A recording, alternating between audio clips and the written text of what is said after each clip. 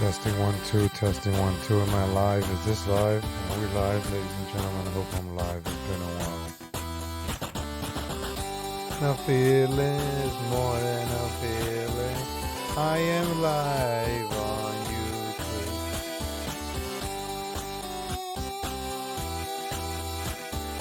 What's up, Stephen Pinero? Am I live? Can you see me? Can you hear me, Stefan? Am I live? I don't know, folks. Let me know if I'm live in the chat. I don't know if I'm live. Testing this out.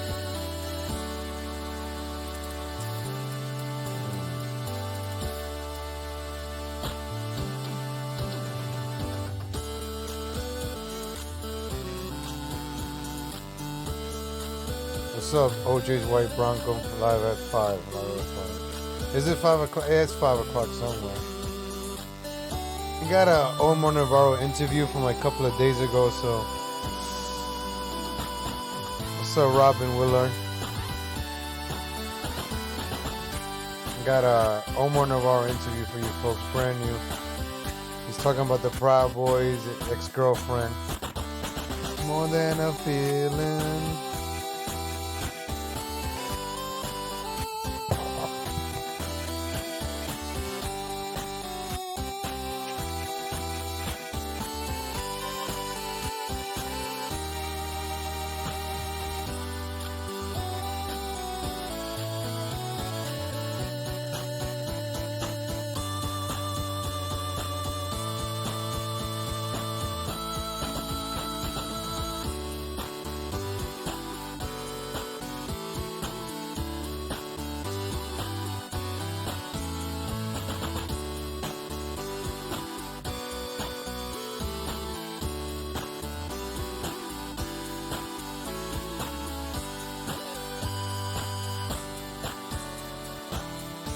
Office. I'm happy he's doing all the things that he's doing, but the thing that I saw that that reinstilled me with faith to like do this again was like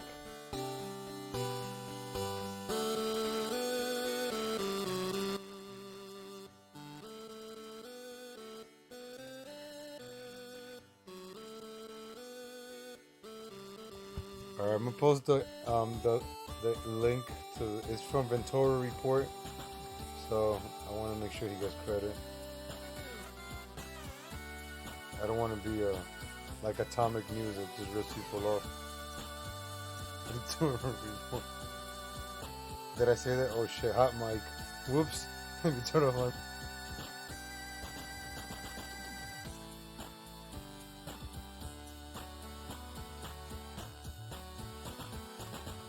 Whoopsie. Yeah, whoopsie. You didn't hear that from me. Whoopsie. What's up, Gina Patriot? Whoopsie, hot mic.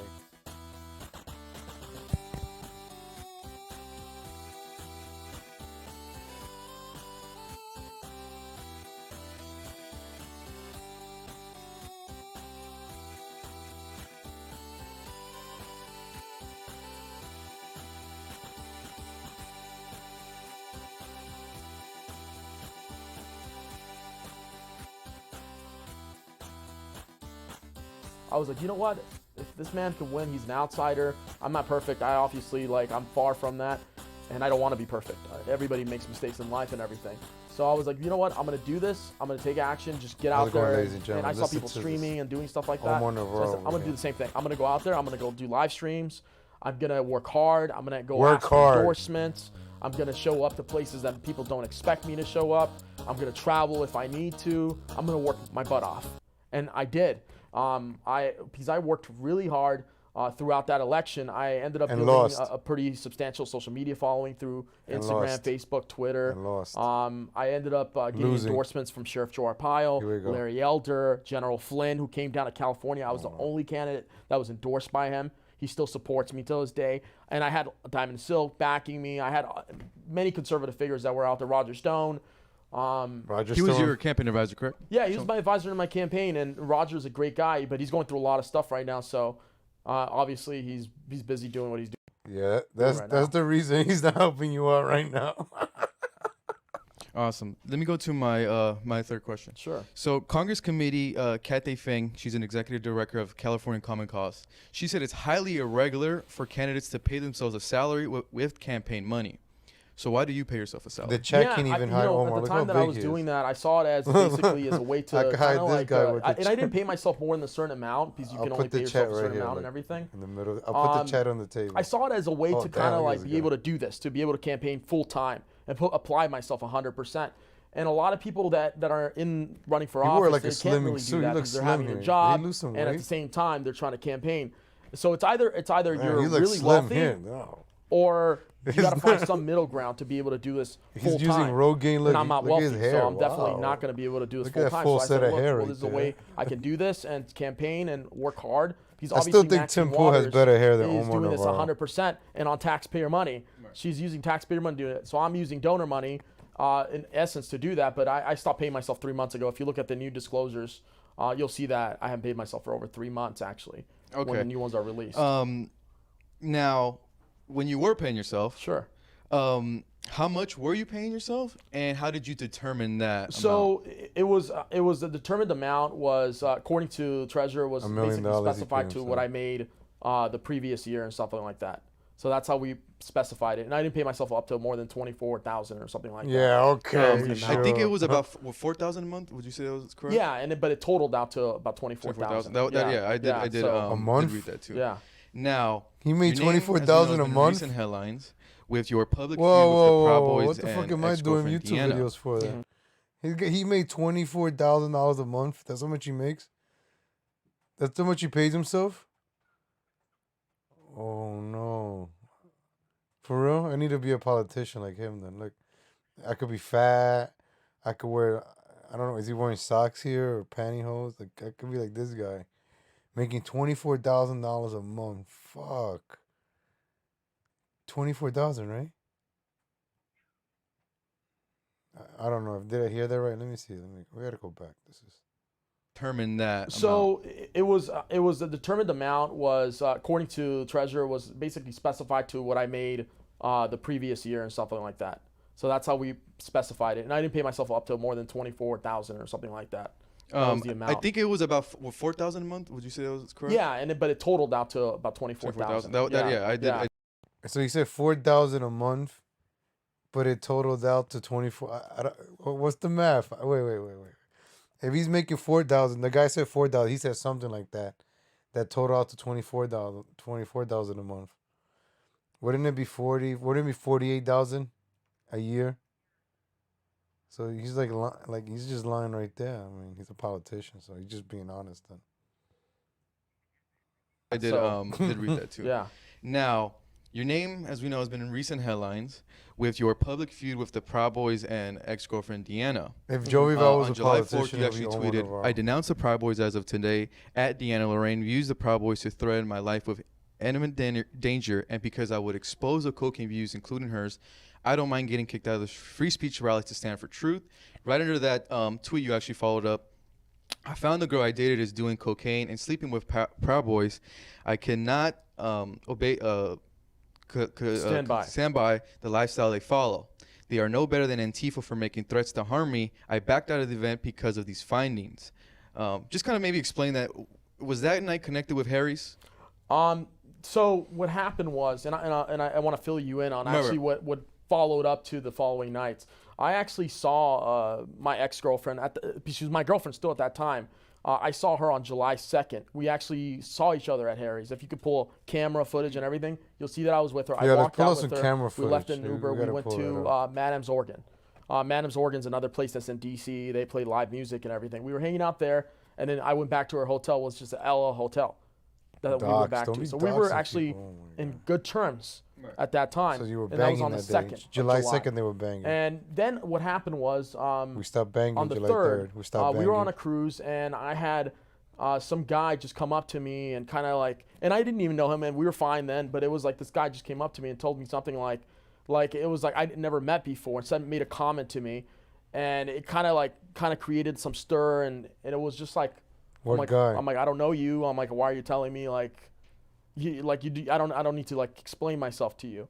So then that kind of created a stir. We left that, and then we went to a bar.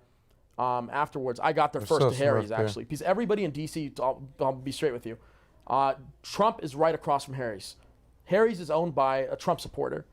A lot of people go there. So it's like, and I was actually scheduled to speak. I was reading that it was like a pro-Trump. Yeah. Yeah. So I was scheduled to speak at the Defense Free Speech rally. So I was on This the flyer and interviewer everything. reminds I have me of a like young valid me. proof of that. So I was there for a reason. What happened? I remember seeing that myself, so I did see that. Yeah. I was there like for that reason. I paid for my way there. I paid for my flight. I paid for my hotel when a lot of the speakers had their stuff paid for. So I came out of my own pocket. So then this is what happened on July 3rd at nighttime. I get to Harry's. As soon as I got to Harry's, Deanna comes up to me and kind of tries to talk to me. I said, look, you know what? Leave me alone. I'm like, you shouldn't have people go up to me and try to intimidate me. I'm like, that's not okay. I saw you yesterday. We were in good terms. I'm like, I had no problem with you. And I don't think it's okay what you did. And then I said, just leave me alone. I went to sit down with some ladies, some friends of mine. Oh, and, ladies. And then she comes up to me again. And I was like, you know what? I don't want to talk to you. I was like, don't talk to me right now. I was like, just don't talk to me. And she kept trying to persist even at that time. Oh, then so nighttime Me Too. hits. That's a Me Too And movement, I'm yeah. that's July 3rd. I'm at Harry's. And the July 3rd was Wednesday, right? yeah. So we went back to Trump. Nothing was no problem at Trump. No one gets out of line there at the Trump Hotel. So what happens was, I walk to Harry's. I get there, and everything's fine. You know, everything was like fine. And then I get one of the lead organizers of the event. Her name's Adriana. She comes up to me, and if you pull a video, you can actually see this. Yeah, like from we're that really Harry's gonna bar there pull when up we all these release it. videos to make sure You'll see that she comes up to me, starts Like, yelling at me, we and got I'm like the really resources thrown to off. do I'm like, that. why is she yelling at me? Mr. Like, what's going Navarro. on? And That's the and she's like $24,000 kind of yelling at me because of the event basically the person that funded the event. We were in Florida, and we were in Airbnb together with Deanna. Well, just not that long ago. Right.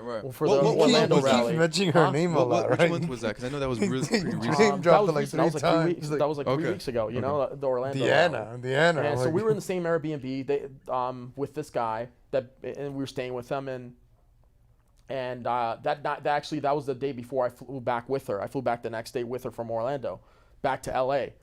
damn, that's Anyways, the wasn't guy right. that was funding it told me what was going on. He's saying there's no accounting receipts. He was really concerned. Somebody He was said, telling me OJ's that white there's, Bronco. Come on, Omar. he Airbnb, was you telling me slept that on the he's couch. don't contract with these people that were hosting this event.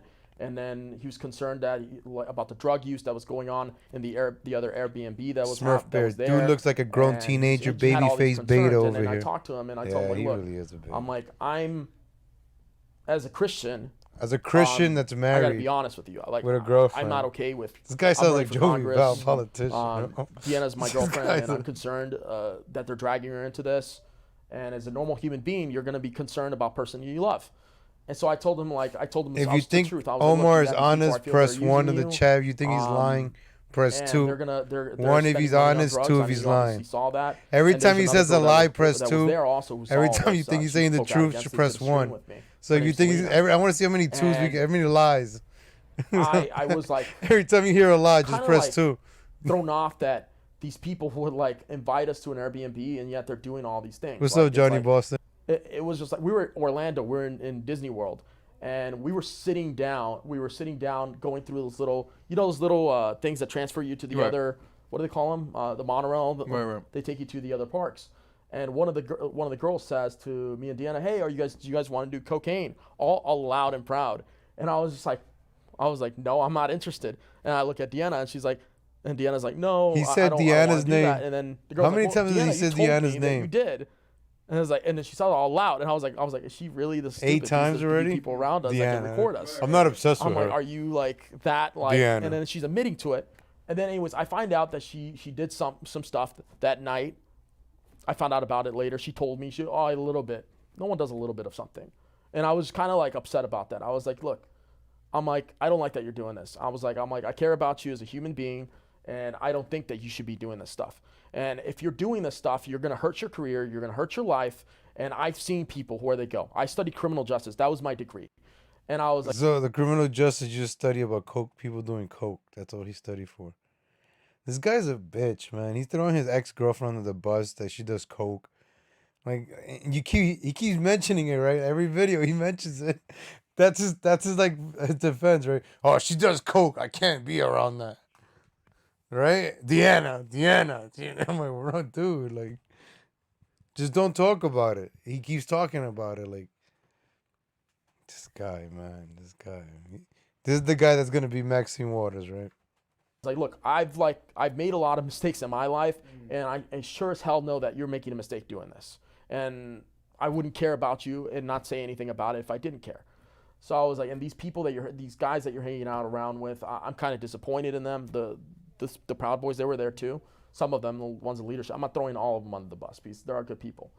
But I was just like, they're supposed to be an organization that's supposed to represent men, but they're not representing men. Men don't do drugs. Real men don't do drugs. Real men don't show up on a live stream and bash me and all drunk and looking like they're like low class and low quality people. They're actually hurting our movement. They're not bringing our movement up. You don't do that. And then that's what happened that night on the July 3rd. After I made those tweets. Okay. That's what happened that night. The next night, July 4th hits. Blues Dolls with the two. I didn't really have any really connection on July 4th, to be honest with you, like or any conversations or anything with any of these people. I just did my thing. I was hanging out with some friends. I was at the Trump Hotel. Then the 5th came, and I think on the 5th, there was July 5th, we ran into each other at the bar or something like that, because I was with a friend of mine. Right. And I didn't really say anything. And it was just like whatever, just like we were on our way. It was just like I didn't have built a need to say anything. But it wasn't until July 6th was the event. I didn't really see them then. I didn't really get in touch with them. It was on the 7th, the night before. Wasn't it the 4th? Yeah, it was the 7th that some guy, basically, I walked in. Mayonnaise militia. And I thought she I'm probably running left against by Maxine then, Waters. I was like, oh, if I walk in now, it's like not a big deal. They're not going to be there. Boy, there's still. Thank you, the Gene rally and was over, so I Patriot. was Please thinking, like, share, and God. subscribe. This is at Harry's, Support the correct? Yeah, stream. Harry. So I walked in Streamlabs.com, Harry's legal with a friend of Latino mine. heat. And I was there because I have a lot of people I know mutually. We're obviously the same people we're connected to. And I walk in there and I sit down and I start talking to some of the guys and I was telling them, like, look, I want to try to bury the hatchet with you guys. I don't want to have like this feud. I'm like, Where's this $15,000 Rolex? Some of the at? things that you guys are doing, I don't agree with it, and I feel that you dragged her into this, and whatever she wants to do, what she wants to do with her life, that's it. That's fine. That's how he washes the money, gonna be right? part That's of how he that. washes But then, donations. across the bar. He buys like a $15,000 Rolex and he sells it, gets the money. That's how he washes the donation money. That's Then Deanna starts trying to record. Deanna. And sends someone. 9 times he some mentions guy her name. to try to kind of Jeez. instigate something between me, and she's I recording. think no. I like, think it's like, I have another 5. No, I recording think of it's me 5 right now. basically 5. holding my camera, showing the I think other you had side. it like 4. And I was just like, It's 5. really? Like, come on. It's just immature to do that. And I was like, Immature. look, we Look have at the this same guy. mutual friends here. Like, you're doing this is not okay. Right. I'm like, this is just you're trying to get attention at this point. I It's wonder not what the like you're trying to interviewer's be a thinking, logical Johnny person, you're Ventura not being over here. mature. And look, I'm 30 years old, and she's older. 30? She's 35. And for someone my that's God, older you than me, look like she'd be a you're little 40, bit more bro. mature in handling the situation a little 30? bit better. And the reason why Baby they face is all 30 went years against old. me Baby Huey. is because Remember Baby Huey? I was not okay with something to that they were oink. doing. What's up, And Missing they Link? were doing something that's illegal, that is wrong. And even Milo said it in his speech. If you saw Milo's speech when he attacked me during Milo the attacked Defend him. Free Speech rally, you'll see that Milo made comments and said, yeah, the Proud Boys do cocaine. Yeah, there's an annual convention he they do said in Las that? Vegas, and there's piles of coke everywhere. So He Milo said it threw as a them under the joke. bus. He had actually admitted it. Yo, this guy sounds familiar. Omar Navarro sounds like the other people I talk about. Always the victim, right? Omar Navarro's the victim here, guys. He's the victim. He's never wrong. He never takes responsibilities for anything, and he projects his behaviors onto other people. This guy sounds familiar, like other people I've talked about. I just can't remember their names right now. I don't know. This guy sounds so... It's like they all hang out together or something, right? Oh, man. Jeez. It's like they all went to the same school organization and learned these tactics. He's never wrong. You know, this guy Ventura's like, I'm not buying your bullshit. This guy probably wanted to wear his Fred Perry, and then he switched his... Is this Polo? This is Polo, right? It's not Ralph Lauren, right? Or is it the one from JCPenney, the U.S. Polo Association one, the cheaper one from JCPenney? I don't know. I haven't worn these. I wear the cheaper brands. I wear like the $10 ones. I don't care. I wear $10 polos. And he admitted it. He said that they were. So now that collaborates the story, and it puts the story together. Basically, Wow, that look at makes this sense guy. that Puts the story my together. girlfriend's hanging out around these people that do these things, and I was not okay with it. And obviously, she's obviously so entrenched with it, and so deep into it that she's obviously going to come out against me. OJ, And it's then all I good. see You got her, caught with a trap. Going online. Was he writing and hanging stuff out with like that, Patriot trying to, Prayer? like, be spiteful, trying to He got support caught with a another trap? candidate. It's just. Patriot I mean, Prayer. you don't That's do where that. I It's just not. It's not mature to do that. It's just handling the situation the wrong way. Now, Somebody said OJ's wife Bronco said, "Hold on, he got caught up with a trap." That's true. So that means he was hanging out with Joey Gibson. Then you gotta Joey Gibson, Omar Navarro. All right, let's go back. many to people feel that you've only came out and sent those tweets and denouncement after the argument. One thing that I would kind of got to ask for some voters is, if you knew about the cocaine use with the Proud Boys and your ex-girlfriend, why didn't you denounce them earlier? Was it only just because you guys had that argument? No, it wasn't. It wasn't because of that argument. Good question. It was a multitude of things that were happening. It was just not that one night. It was literally, it built up. It was like several things that they were doing, and it was just I was trying to figure it out, because obviously you can't just go out and speak out against someone just because you feel like it. You do it right away. You have to have research.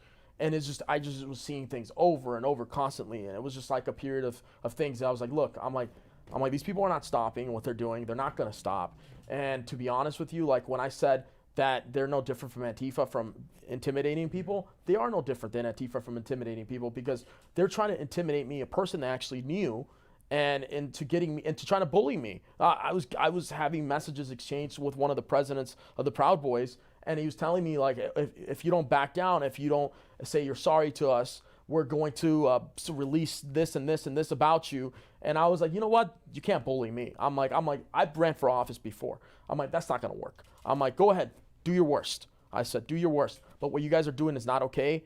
And You ran and lost. It's just not, I'm not gonna stand for it. Have you been to Vegas during those events of the the Proud Coke Boys? is at. And The if you West have, Fest? I did. and I if went you Press have, 2 if he's I did lying. go to Press West 1 if Fest. he's have you honest. seen I have yet to cocaine see usage one. in your own eyes One. from No. Proud Boys organization? No, I did not.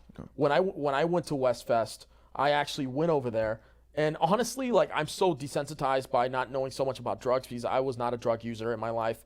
And what I saw when I went over there, I saw drinks and stuff like that. So to me, that was normal. And But piles then of when Milo coke, said guys. that there was piles of cocaine in the table when I said hi to him, I had no idea.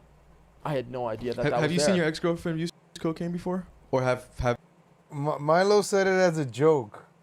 This guy, yo. I'm gonna let him keep playing. Then I'm gonna find the Milo thing. Let's keep hearing Piggy over here, and then while I find the Milo thing. maybe possession of it? She told me before that she did it 2 years before, once. That's what she told me once. And that was in private, in person. She did say that. And when she told me that, I was telling her, well, I asked her, I was like, can you, like, promise me that you will not do something like that again?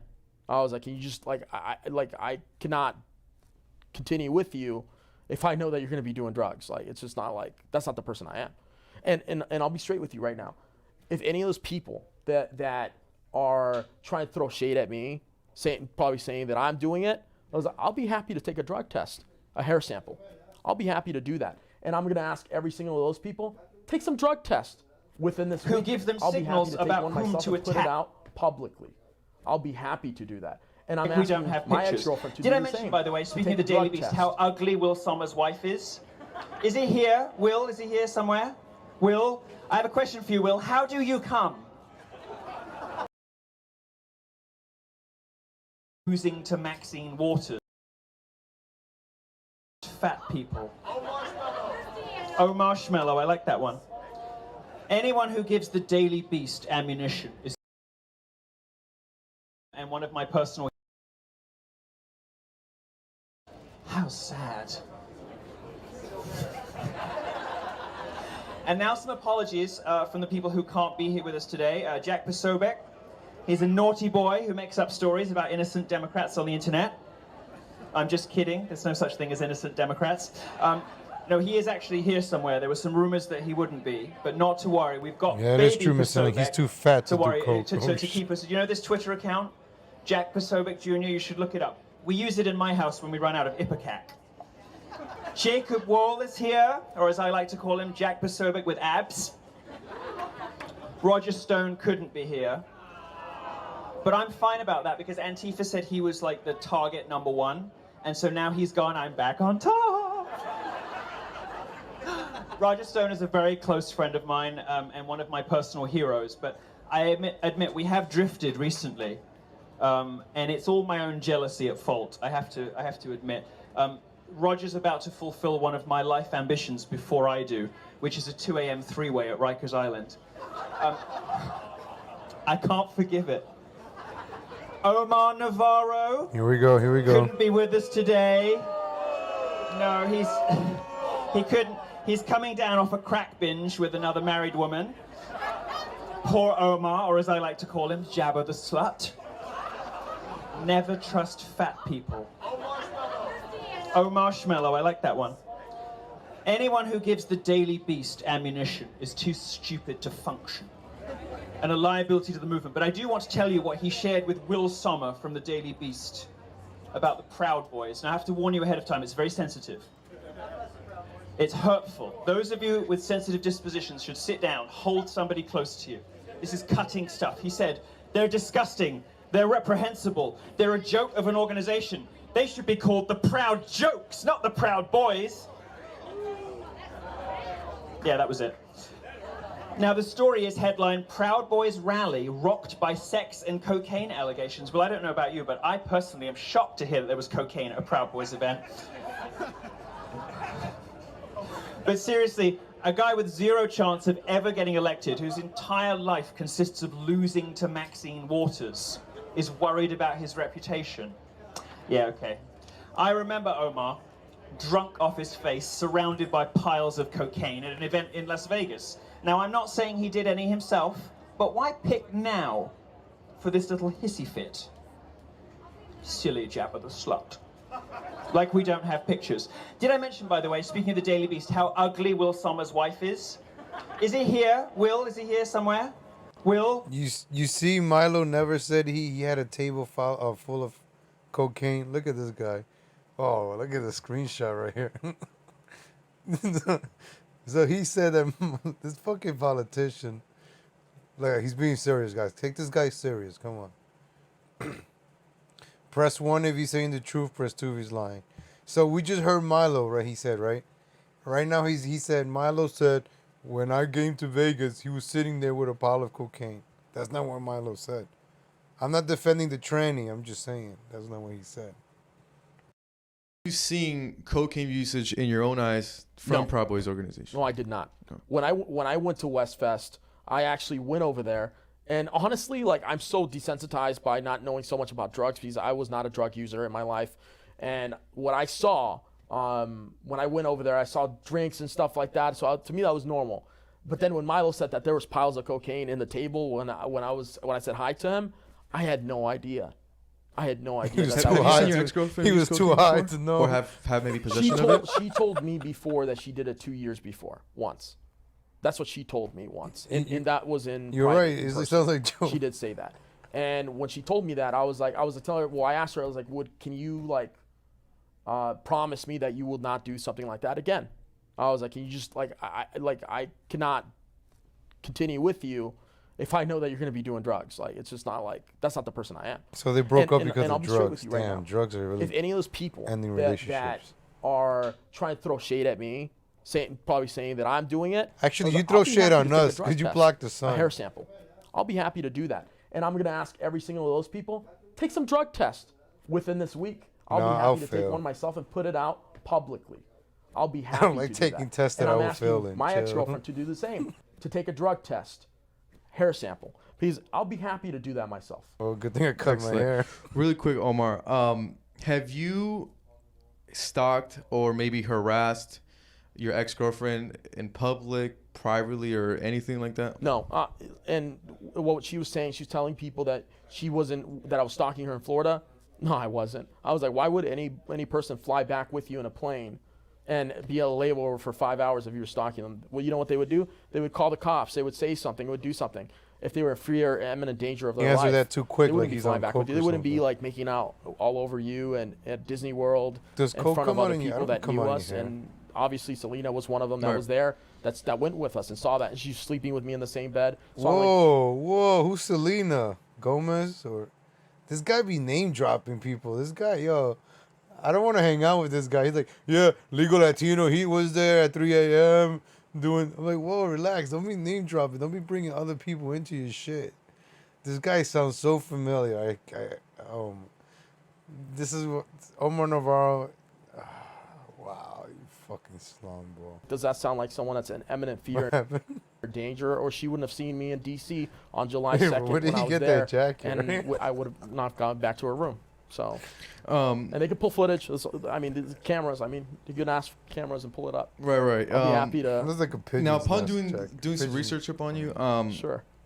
now Cage. in 2016, some voters were concerned that Man, this guy takes you were notes. guilty for a misdemeanor of putting a Ooh. tracking device on your Yeah. ex-wife's car. Yeah, So I when did. voters hear that, I really screwed up. they're gonna say, "How is Omar not stalking Deanna?" Does that kind of make sense? No, You're- but no, that wasn't the same thing though. That's a totally different thing. Oh, it was different, What okay. she's using right now is trying to do a political hit job against me. Oh, that is true. Yeah. And what happened between me and my ex-wife, I was actually wrong. I was not in the right on that. I actually did something that was not okay, and I paid a price for it. And I'm okay to answer for that because my ex-wife's actually a good person. Me and her, DFs. we're in He's contact dressed with like each a late other. 90s we text couch. each other. We're not enemies or anything like that. So Smurf beard. what happened between me and the- her is Era something that 718. happened, and You- it just- you're the. it- That's it was exactly something what I I made a mistake thought. Did you ever maybe think about, or were you planning to put a tracking device? The guy on doing the Deanna interviews at looking at all? him like, bro. No, I obviously learned my lesson the very first time. I learned my lesson, and I learned from it. But what they did, it was try to use that against me, to try to use basically, and it's Omar lies like Roger Stone, and look where it got Roger Stone right now. Good job learning from Roger Stone. Man. interesting piece. Deanna knew about this. She knew about this. When she first Deanna for started the dating 10th me, time, he says it. about the tracking Now, device. one thing is, she knew about. me and her did have a phone conversation, Sure. and she was aware. I'm surprised Omar didn't try to like punch him for having a conversation with his ex-girlfriend. Well, did you try to do coke with her too? No, Of man, what just- happened in your previous relationship. She did admit that. And I was very straight with her, and I told her what happened and everything, and I didn't, and owned up to it. I didn't like deny it, like I'm telling you the truth right now. So it was, yeah, okay. it press was 2. basically a situation that happened, and I explained everything to her. I was very straight with her about that, and I don't think I've never been not transparent with her, and what she's using right now against me, I don't think it's okay, Right. because she's trying to use something that happened in the past. All of a sudden, she's saying, "Oh, you have to know this information." I have even a message she sent to someone from Twitter, saying, "Oh, you have to watch out for Omar. Omar did this to his ex-wife. He did this to her." That's just not okay. You don't bring my issues with my ex-wife into it. You don't reach out to her family and send them messages. And Sounds so it's just- familiar. that's just not okay. That's low class. You don't do that. Now going Now back, that's harassing. That's stalking. going back to the situation with your ex-wife. Sure. Have you had a situation where you put your hands on her, got physical with her, or have maybe threatened to kill yourself? Oh, I've never Whoa. threatened to kill myself. And I know where this is coming from. This is coming from probably a report that happened from years ago. There was a lot of things. Wait, he tried to kill himself? He threatened. There's a audio of this? Oh. This guy got his hitting. This guy's telling him the hard hitting questions. This guy. This guy's bringing up stuff I don't even know about.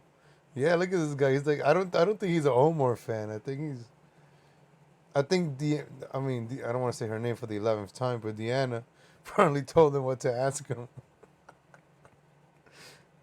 Omar's answering them like lightning fast, and that like he's been asked his questions before, right? He already knows the answer to them. With Roger Stone, yeah, with Roger Stone, they practices with Roger Stone. happened in our relationship at that time, and it was It was a Era. not a healthy Hosting state. a public access version But I of did not say those Salvador things. There was things Gigante. that she said in that report that I will refute that were not true. The Because chat is lit, ladies and gentlemen. The I chat don't room know is if lit. anybody's out there, anybody that dates someone, there's always going to be someone out there that's going to say something in their way to try to make you seem like you're the bad person. And living in a world that we live in, they're always going to attack men, and people are going to take sides with a woman. It's just how it is. It's just traditionally how things have always been. I just want to get your reaction to one of the reports, and maybe you could tell me if it was accurate or not. Sure. Because I do want to give you the chance to answer and defend yourself. In this police report, this was filed February 15th of 2016.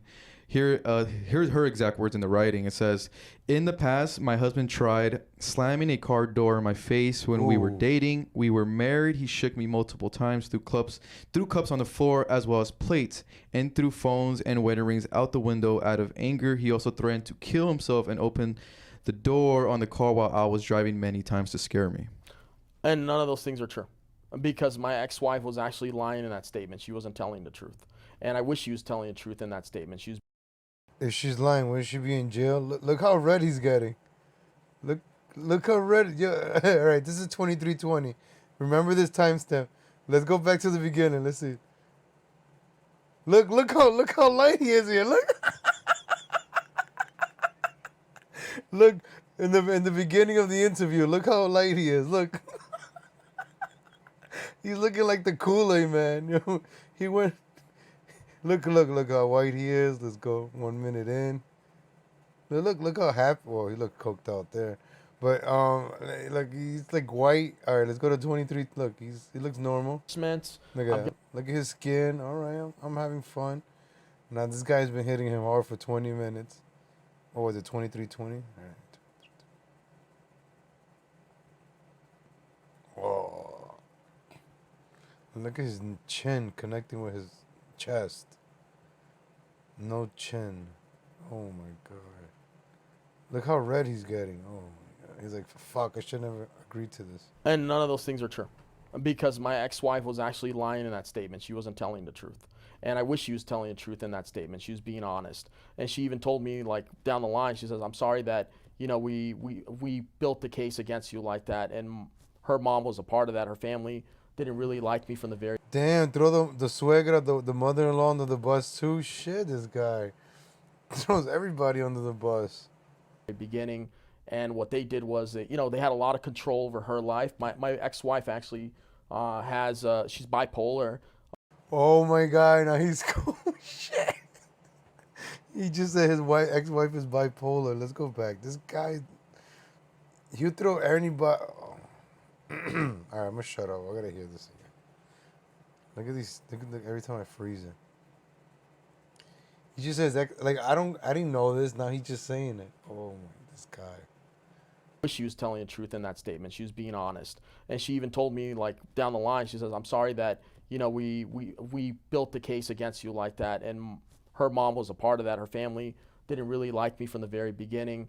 And what they did was that, they had a lot of control over her life. My ex-wife actually she's bipolar. She has what's like a Billy, one of them could be schizophrenia. it's like she's got like mental health, like, and so she exactly exaggerated what was on that statement right there, and that's not the things that happened in those statements right there. To be honest with you, like it actually hurt me, because there's a statement that's out there that makes it seem that something that happened. But what I did wrong was putting the tracking Omar's device. 30 years old. That's what I did wrong. But I actually treated her with a lot of respect, dignity, and that's why she wouldn't talk to me till this day if I was doing something like that. Now there was a fact in this the police report when I did some research. Now I couldn't confirm it anywhere, so I would want to ask you about it. Now in 2016, you were guilty for that misdemeanor of the tracking device. I found that the court ordered you to take anger management classes. Now I want to know if they did order you to, and if number two, did you complete them? Yeah, I did. I actually completed the classes, and I didn't finish them exactly on the time period that I was supposed to. So the court basically added an additional 5 classes, and I was like, okay, that's No, fine. because you I'm fucking like, needed it. It was my fault. I didn't finish them at the time that I was supposed to. Perhaps that you did But, coke, you wouldn't yeah, be such an it was asshole. just, it was that's something that happened in the past, and to be honest with you, is not an issue now because I'm in good terms with my ex-wife. I'm not like we moved on. Then let me move on to my next question. In a conversation with your ex, Mrs. Lorraine, have you ever told her, I've built your fucking reputation, you wouldn't have a following if it wasn't for me? If what? Now, is it true that you had a conversation with your ex? Lorraine? So I had a private conversation, and I'm gonna get to that right now. I had a private conversation that was recorded illegally, and right now I cannot talk about something like that because it's under investigation. So I can't go into that. Okay, no problem. Let's talk about the DMs, the direct messages. Sure. The information that we found was a campaign insider. He is remaining anonymous. Hasn't released. It could be he, her. No one knows. I know who it is. They released direct messages of a conversation between you, him. It could be a her. We don't know. And it starts off saying. No, I know exactly who it was. And we'll talk about it. I just want to read you it, and then we'll go if it's accurate or not. Sure. It has it from your Instagram profile. Has the blue check, the real Omar Navarro. It has you saying, "I don't care though, haha. I would run as Democrat if it means I would win." Then the person replies, "Dude, keep that quiet. Will you run in Torrance?" Your reply shows, "Yup, easy Mexican black could be told to do anything. The hood thinking they grew up that way. Not smart people, but nice." The reply goes, "LOL, delete these messages." It has you saying, "Okay, yeah, gonna start fundraising soon." The reply goes, Be careful. People might think you're in it for," and they put $signs so for the money. First of all, it then has you replying saying, "So are all cutting him politicians." off already. First of all, I wouldn't write anything like that on Instagram or Twitter. I'm smarter than that.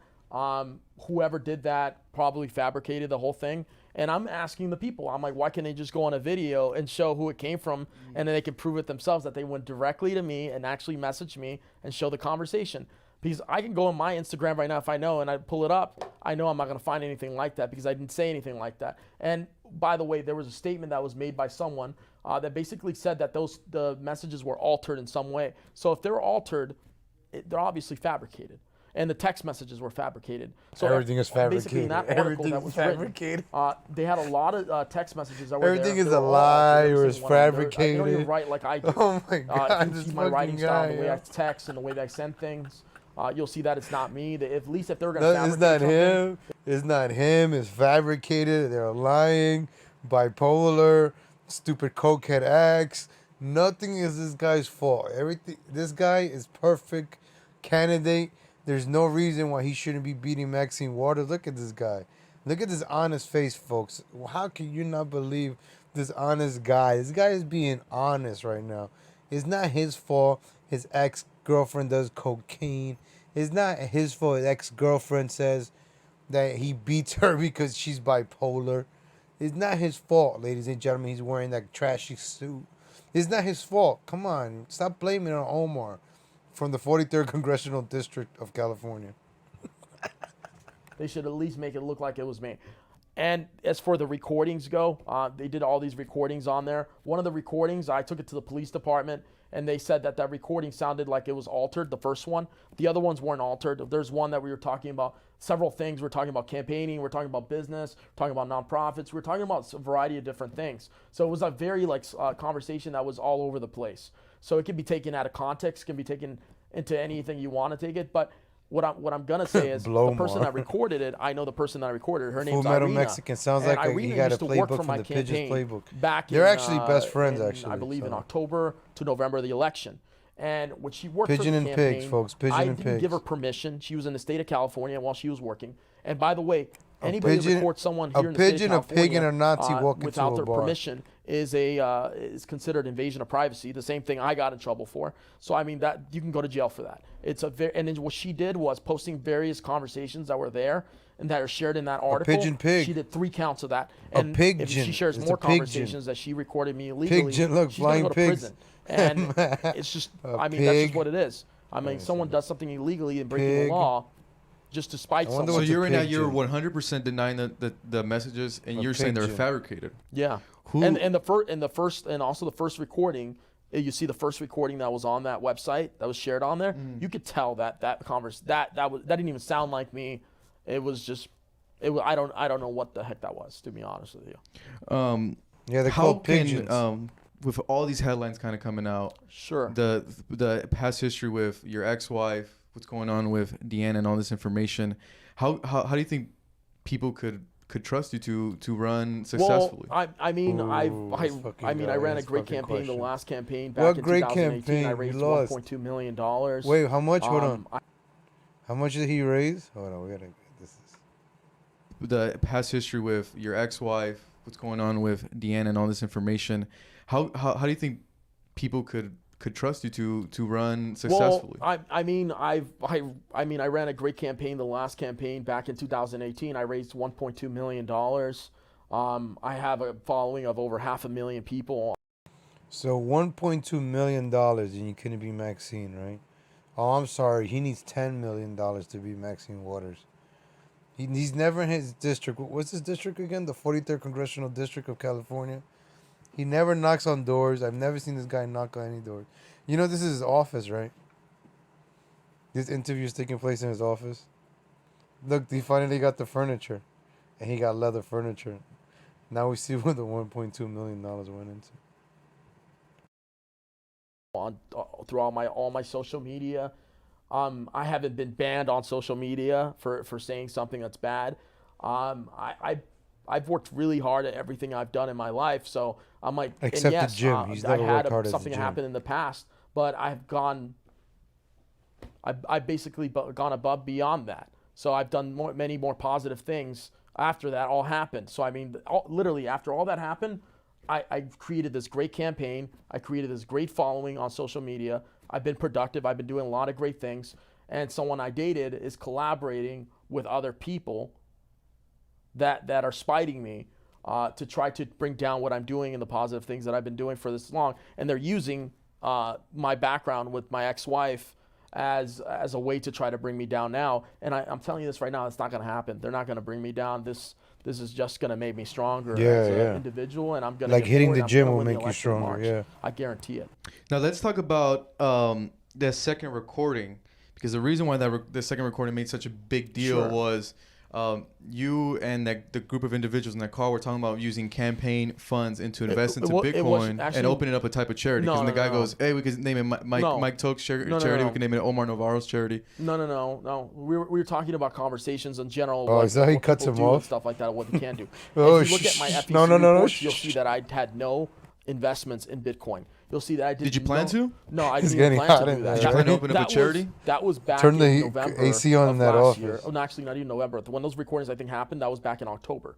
And so I'm like, so since then, I'm like, it's been almost a year, and none of that has happened. So I'm like, so now why are they bringing it up? It's funny, because if at least wait for the person to do something before you release something, right? So they weren't even tactical in doing that, and I wouldn't have done it anyways, because we were talking about general stuff. We were having a conversation. Because one of the names was Inner City Conservatives for the charity. Yeah. I don't know if it was serious. We were just throwing names. And there was no donation to that. There was no investments in Bitcoin, which is kind of funny that they were saying all these things and none of those things are true. But can you see why voters are worried? Because an audio like that gets played, and they see that you also were paying. It's fabricated audio. It's fabricated. But again, the fact is that there was no investments in Bitcoin. There was nothing with inner city conservatives in that audio. And by the way, that it was also illegally recorded. So you should also look at it that you record someone's private conversation, or anyone out there, if they have a conversation privately recorded, and especially by someone that worked for you, that's not lawful. And they broke the law. So I mean, so again, once it gets down to it, they're going to be prosecuted for doing a crime. Do you think with all these headlines and everything, that this distraction maybe is going to really, really hurt your chances of beating Waters? No, it won't. What they're trying to do, they're trying to intimidate me from not running, because they know I ran twice before, and they know lost. that when I ran the last time, I literally I had ran. This guy doesn't run. who That's tried why he running against me. loses. He One of them doesn't was run. a Hollywood producer, and he couldn't even get the votes that I got in the last election. He What, didn't get near me. 3%? So it's like what they want to do is they want to intimidate me, get me out of the race, so that way someone else can sneak in and have And a win. chance. Because they won't have a chance if they have to run against me. It would be very, very hard because I've invested so much into this district. I actually live here in this district, and the other people that are trying to run or don't live in the district. They think that South Central is in the district when South Central is not even in the district. When was the last contact you had with your ex? What are we talking about? My ex-wife, my ex-girlfriend. Ex-wife, ex-girlfriend, ex-manager, ex-campaign manager. How many campaign managers has he had? Can people name all his campaign managers? I could think of 3 right now on the top of my head. 3.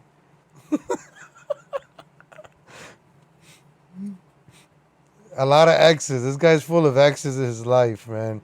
Roger Stone was one. Haley Adams. Samaria.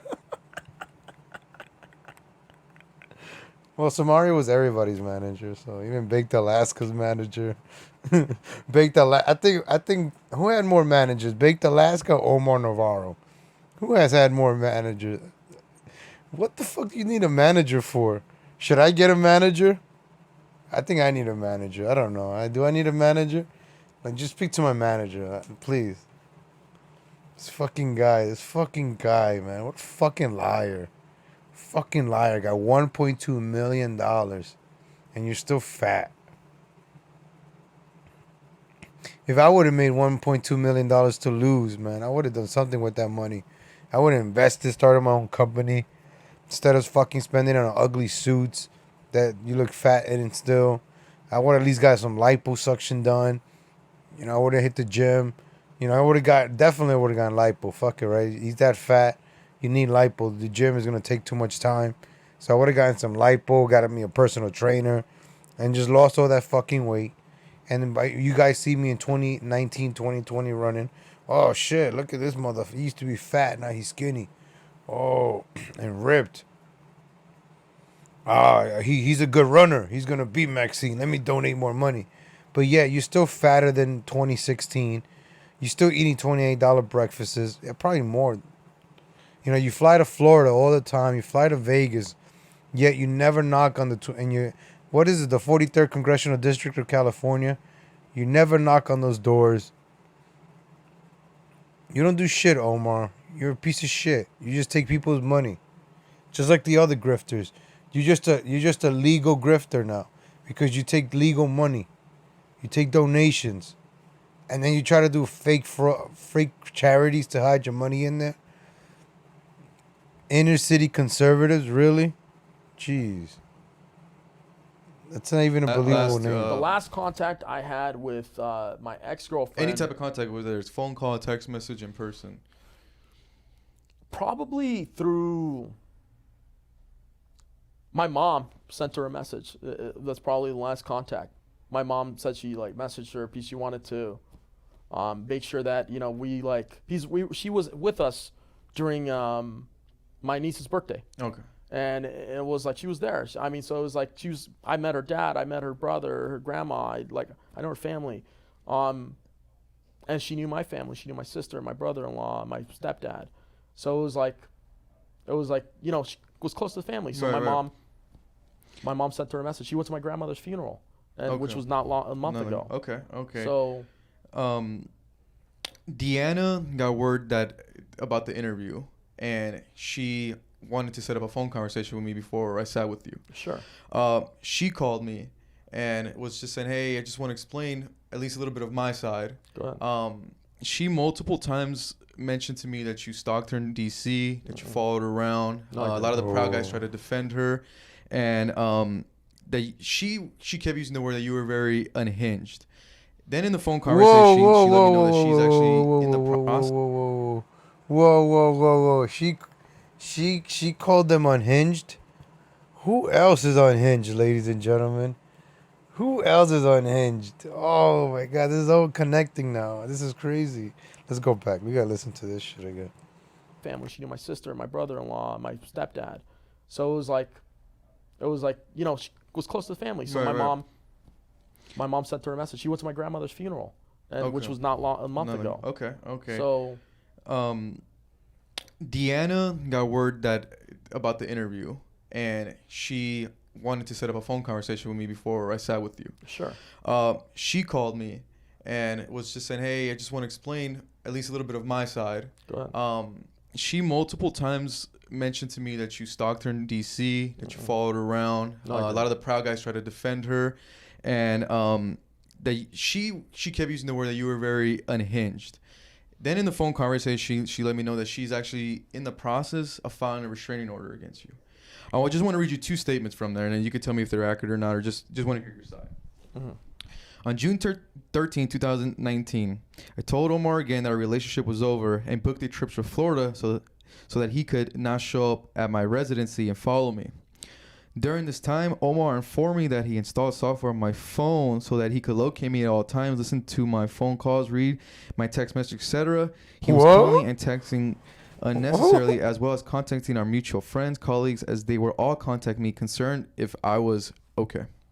Well, first of all, I didn't install any software on her phone. She's paranoid.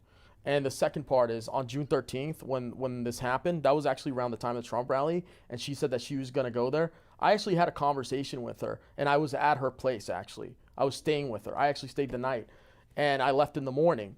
When I left, I had a conversation with her, like, look, I want to go to Florida. Our friend Ivan invited us to Florida. They said that they were having this thing. Why he keeps dropping names? Ivan now. This guy. Look at Piggy over here. This is a good. He looks like. You know who he looks like? I'm gonna show you who he looks like right now. Hold on. You guys are gonna know who this guy looks like. Look, I just figured it out. Give me a second, folks. Give me a second. Talk amongst yourself for a second. Give me a second. I'm gonna show you who this guy looks like. Ñoño. El Chavo del Ocho.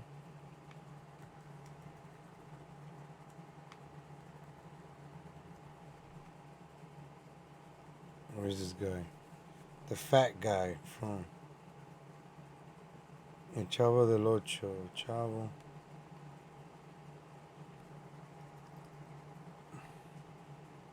Del Ocho. Alright, hold on. Give me a second, folks. Where's the fat guy? Alright, let me show you, folks. This is who Omar Navarro looks like. This is who Omar Navarro looks like.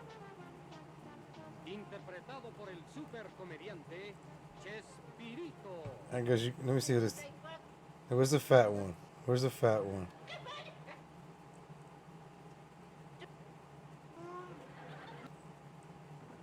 Oh, this is not the one with the fat one. Give me a second, ladies and gentlemen.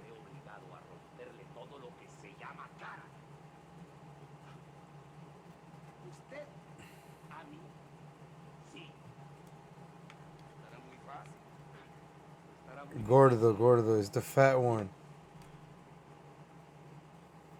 El panzón. This one, the ñoño. Here we go. This is who Omar Navarro looks like. Right there. Ñoño. That's who Omar Navarro looks like. Right there. Let me see.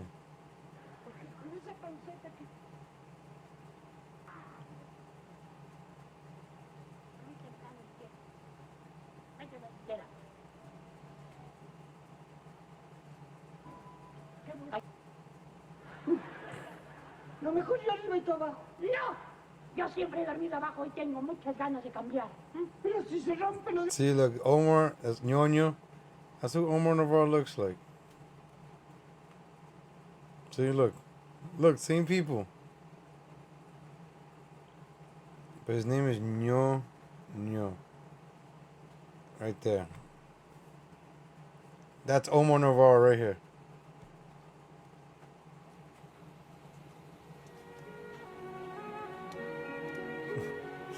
You ever seen this? Look at Omar Navarro. ¿Quieres una paleta, ñoño? Look at Omar Navarro. Lo mismo te venía yo a decir, chavo. Look at Omar. Oh, look at Omar. Oh, look at Omar. Look, you would. I'm gonna look. You're gonna hear Omar speaking right now. Invited to an Airbnb to stay there, And then little did I know that she was also gonna be staying in the Airbnb as me. And then we got there like, okay.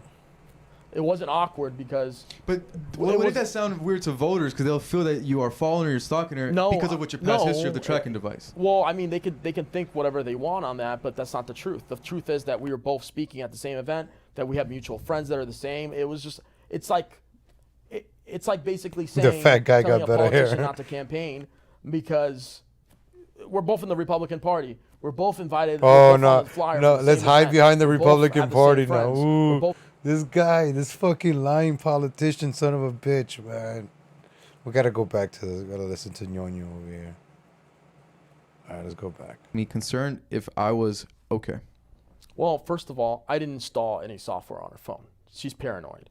And the second part is on June 13th, when this happened, that was actually around the time. So his ex-wife is bipolar. His ex-girlfriend is paranoid. Okay, I get it, Omar. Okay. They're the problem. You're okay. Okay, cool. They do coke. They do drugs. You don't do anything. You're straight edge. Got it. The Trump rally, and she said that she was going to go there. I actually had a conversation with her, and I was at her place, actually. I was staying with her. I actually stayed the night, and I left in the morning. When I left, I had a conversation with her, like, look, I want to go to Florida. Our friend Cisco. Ivan invited us to Florida. They said that they were having this.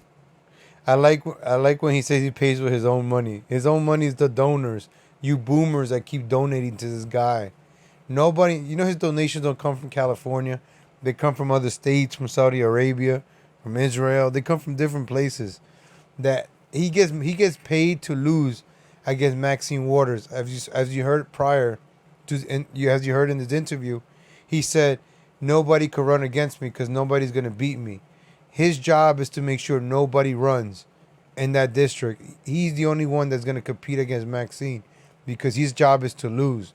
That's his job. He's a jobber. A jobber is a loser. Job and losing, jobber. So he's a jobber to Maxine Waters. He's a talent enhancement. His job is to make Maxine Waters look better than what she really is. That's why anybody that's competent could be Maxine Waters. This guy is not competent. Look at the blunders he does. He can't even keep his bipolar wife happy. I got invited to an Airbnb to stay there. He couldn't even keep half his wife happy. If she's bipolar, half of her is happy, half of her is angry. He couldn't even keep the half happy, so he fucking sucks, this guy. And then little did I know that she was gonna. A she was also bipolar gonna be chick staying is in like, the well, Airbnb as me, and then what's that called? got there like, okay. What's that shit called? A Palmer Allen. The iced tea. What's that fucking iced tea called?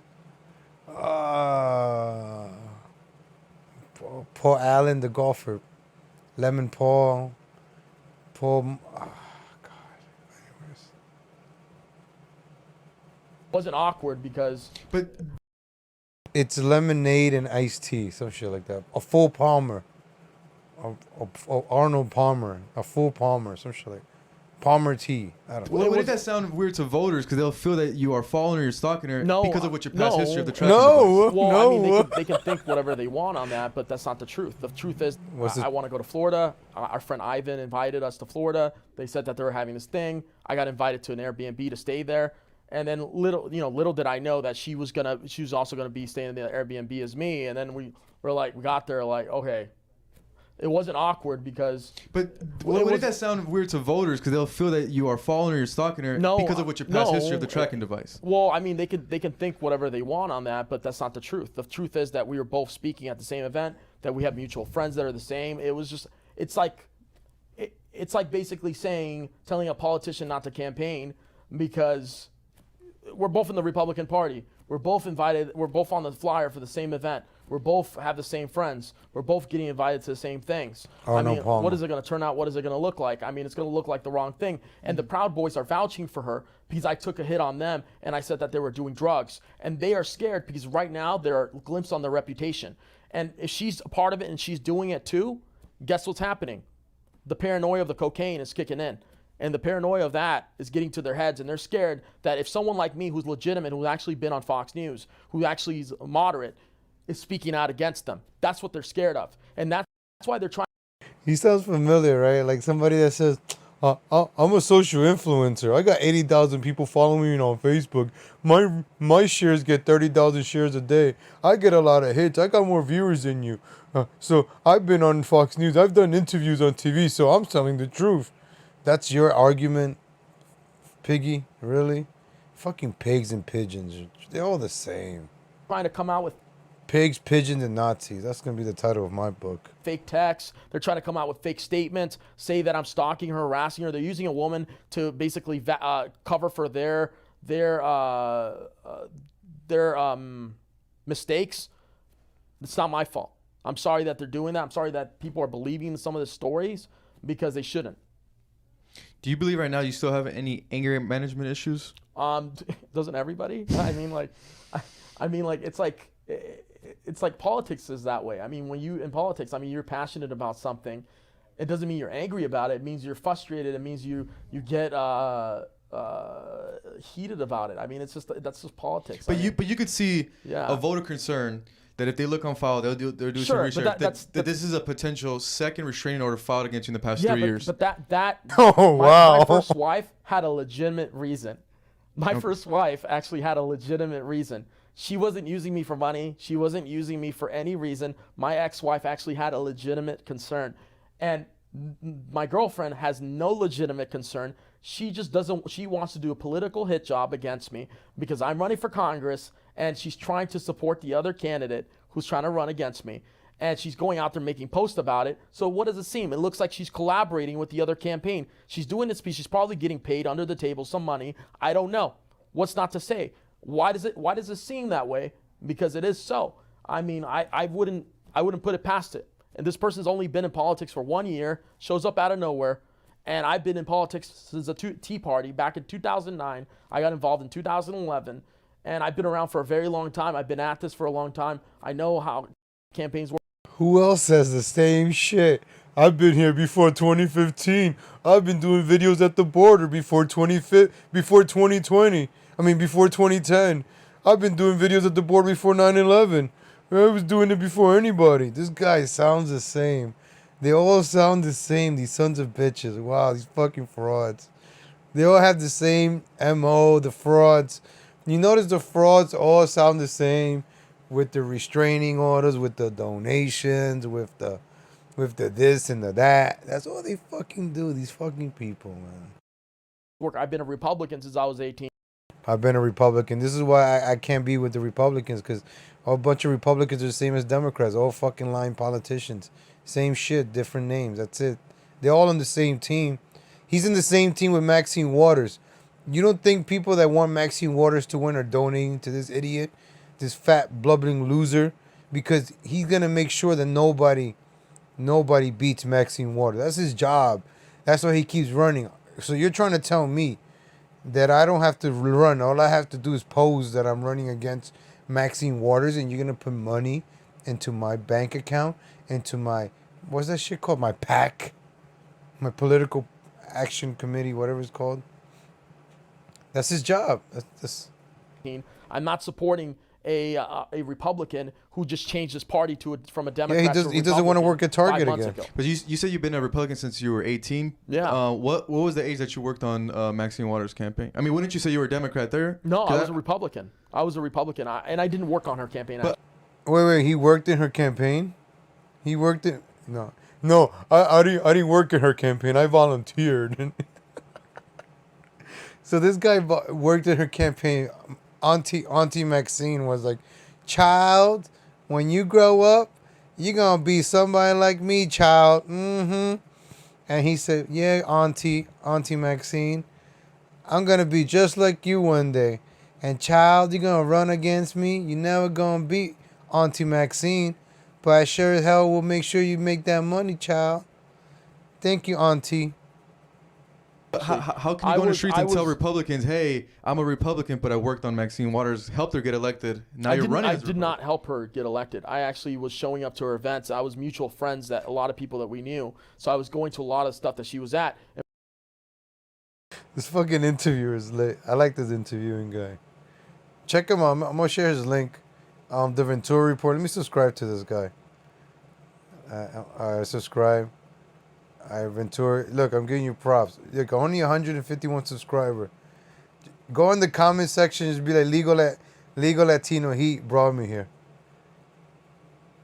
And this clown does not represent the Republican Party. Just hung up on his own career. Ooh, look at these comments. Oh, look at Deanna. Here's Deanna. Oh, we gotta read this, folks. We're gonna take an intermission break right now. Literally everything out of his mouth is a lie. I broke it off with him way before DC. He didn't quote unquote see me several times in DC. He stalked me, uninvited me. And same thing in Orlando. It's all documented in my restraining order. Ooh. I wish he wouldn't be able to continue this defamation. Oh, Cisco was in there too. All right.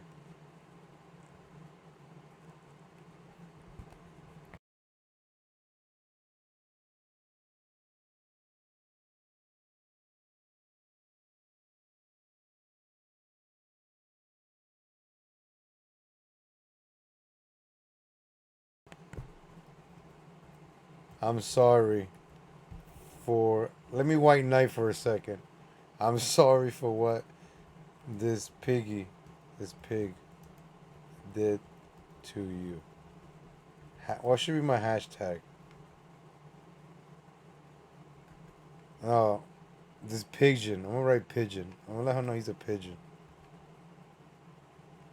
You can't spell pigeon without spelling pig, right? So that's Omar, a pig. A pigeon. Hashtag. I'm sorry for... Should be my hashtag. Judge Legal. She should come on Judge Legal. I should get Deanna on Judge Legal. Yeah, I think I'm going to get Deanna on Judge Legal. See if Deanna got any videos. Let me see. We still got to finish this pig's interview. So...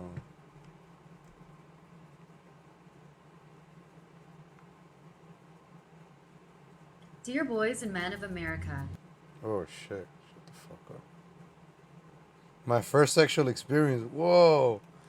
Welcome to the first gradual, now rapid, sexualization of America. This week we had two interesting trending hashtags. One was third hashtag.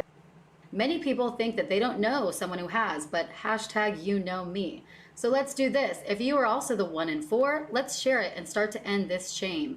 Use hashtag you know me and share your emotion or sacredness. Remember once upon a time when sex was viewed as sacred and special in our culture?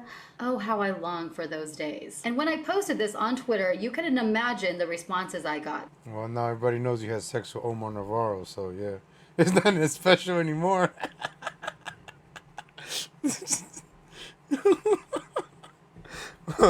Well, no.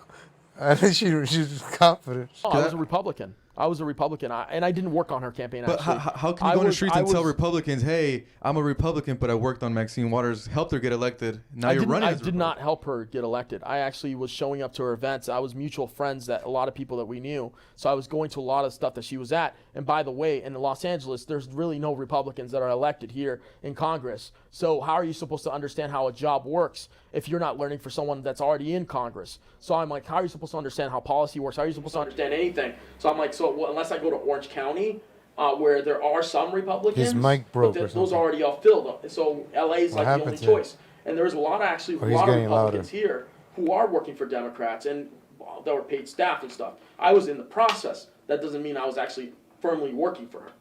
Would you run? And I wouldn't have ran against her and trashed her in the way I have. Right. I mean, do you know how many things I've said about Maxine since I ran against her back in 2016 and 18? I've said so much. I mean, so it's like, if I was, there's no connection. Now, I do have to ask, but yeah.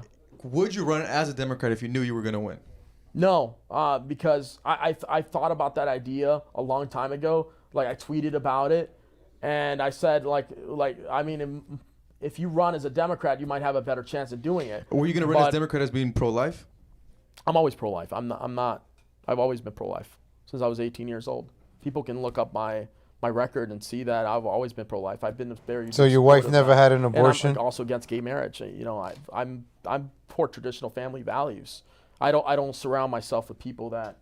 That's why you have someone like Milo attacking me, because he knows that I'm for this family traditional So values. he hates gays. And Omar, I just want to ask you a Sure. few questions, so A we're few almost questions. wrapped up. In my phone conversation with Deanna, she said that you hired a private investigator No, I to follow around. And then I just want to get one more statement in here, and I want to Sure. see. Damn, he's what spending your like reaction $1.2 is. million on private investigators. In the late April of 2019, I tried breaking up with him and told him I needed space. Specifically, I told him I was going on a trip to DC for work/pleasure beginning on May 8, 2019. He specifically told me he would not give me space and would follow me to DC. At this point in late April, he started threatening that if I broke up with him, he would destroy me, spread lies about me, ruin my career if I broke up with him. I have heard audio of you saying that you would ruin her political career if she left you. Isn't that a threat? What I'm going to go back to the story about you're saying back in DC. Now they're trying to use audio that was more recent than they're using audio of what the truth was back then. They're trying to build a different case. Yeah, look at him They're trying sweating. to say Look at his something shirt. different. It's all wrinkled What I now. said to her on all the the humidity on the and audio shit. was a conversation I had with her. I was telling her, like, look, I helped you grow your Twitter account. And honestly, she was drinking that night. Oh, now she's drinking. And This that was a guy. private conversation between me and her, which shouldn't be shared. And honestly, I already pressed charges against that. So that's why I don't want to talk about that because, that's fine, yeah. but I will talk about the statement she made in DC though. Okay, that's perfect. I will say that to attest to that, because what she said in DC about me doing that, that's not true. Because actuality in DC, we were staying. I don't want to get to like real personal stuff. I'm like, okay, I spend the night with a woman, like almost every night, like even in DC. I mean, come on, the hotel she was staying at, I pay for that. So I'm like, yeah, how does that look like? So it looks kind of slanty. It looks fishy. I mean, I have proof of it. I can pull records of it if you need me to. So for her to say that is just screwed up and wrong, because I've been really nice to her. And yes, I did help her grow her Twitter, and I did give her the idea to run against Nancy Pelosi. And if she doesn't want to say that, that's fine.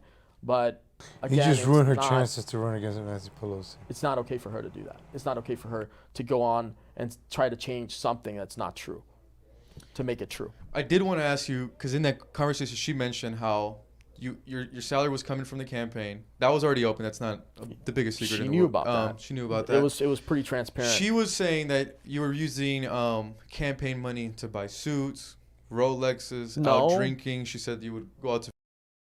Didn't I say about the Rolex? Like I said, no. That's like when your parents ask you, was that you that forgot to take out? No. Was that you that broke the window playing baseball? No.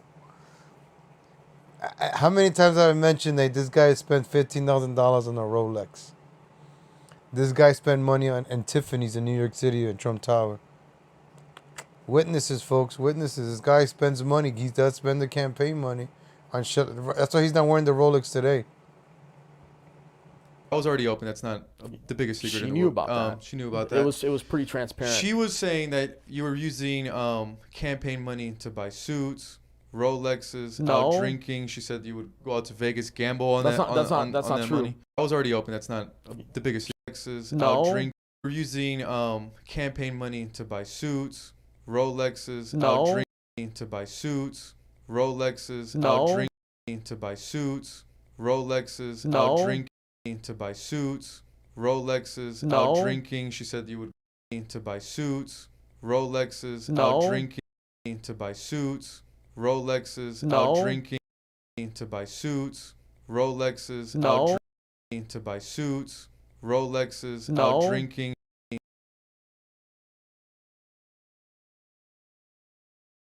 Make sure you read his lips. Remember what Omar said. He says no. No means no. To buy suits, Get ready for it right here. Rolexes, No. drinking, using That's not true. true. To buy suits, Rolexes, No. drinking. She said you would go out to Vegas, gamble on That's that. not. That's not. That's on not that true. money. That's not true. Because what she's saying right now is she's basically now trying to use she's trying to use political capital. Yeah, he against makes me more money to than try a to bring down my WWE campaign. jobber. And that is not okay. It's not like I'm going after her. It's because what I said was the truth. I said the truth, that she was doing something that I did not agree with. But now she's trying to make up stories, trying to come up with stuff to try to bring down what I've been doing, the positive things that I've been doing for years. So why should I have to subject myself and take something like that, what they're saying, all these lies and spreading all these things? She's defending the Proud Boys a little bit too much, which makes me concerned that there's something going on between them and her with drugs. That's all I'm saying, because I have a big concern. I reported this to the FBI and I've reported this to the DEA. Oh my So God. this has already been reported. So whatever they're doing, that's already being investigated. Because What a snitch. obviously Milo made What a snitch. Oh, reported to the FBI. Who else reports shit to the FBI? Damn, these fucking pigeons. statements that they are doing these things. So they're concerned that I'm after the real issue, and that's drugs. But you haven't seen Deanna do them, so why go after her? I did. When I was in Florida, I did, and I said something about it. When I was in Florida at the Airbnb. So you did see her do it? Yeah, I 'Cause saw. I asked you about 30 minutes ago, I you said said I no. saw many of them do it. I did see them. I told you I had a conversation with her that I wasn't okay, and I asked her. I was like, "Look, I know what I saw. I know what I saw." And she was like, "No, that's not true." And then she's like, "Well, I did a little bit." And then she admits that she did a little bit. And I was like, okay, so I'm not okay with this. I'm not okay that you're doing this. It's not. So when you take a stand against someone on a personal level that they're doing something you don't like, and then you say something about it, and then you come out public, can you imagine if people find out that someone is doing something behind the scenes that they don't want? Would you be okay? And as an individual, with someone that's running for office, are you okay with them doing drugs? Are you okay with them surrounding themselves with people that do the same thing? I would not be okay with that. I would not want my representatives to do that. I would want my representatives to represent people, represent kids, and tell kids, don't do drugs, don't do this. Take a stand when you see something that's going on and it's wrong. And that's what I did. Now, Omar, I want to ask you a final question, and then after that, we'll let you have the Sure. the final word. Did you write, "Yup, Mexicans/blacks No, are I did easy, not. could be told anything"? Did you write that? Are you a racist? And do you believe that? Yo soy mitad mexicano. Mi mamá era de Mexico. I'm half Mexican. My mom was from Mexico. My dad's from Cuba. I mean, like, why would I write something like that? It just doesn't sound like me. I honestly, I'm dismissing that on every level. It was forged, fabricated on every way. And then just want to say, Omar, at least thank you for taking the time Yeah. to interview. I wanted you to have the Thank last you. word. If you want to say anything? Yeah, I want everybody to know that things that you see Please are not donate. what you think they are. Things are sometimes more complicated. If you don't know the full story of something, you need to know the full story. You need to hear all the facts. Because if you don't know all the facts and you don't know what a political hit job looks like, this is one of them.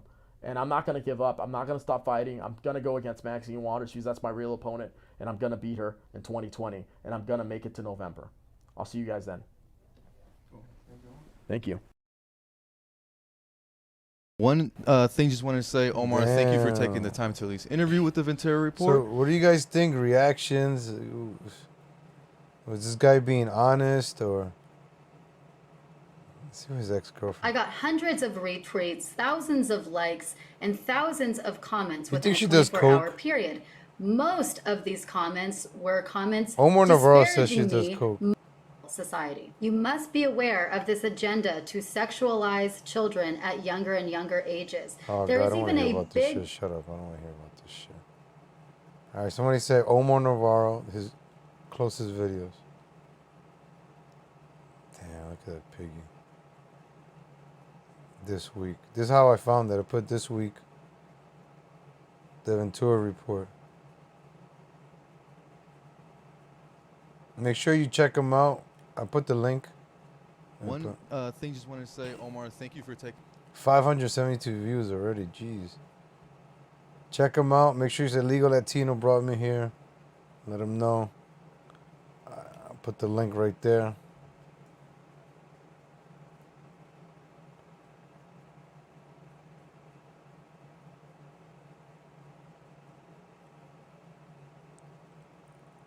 running against Maxine Waters.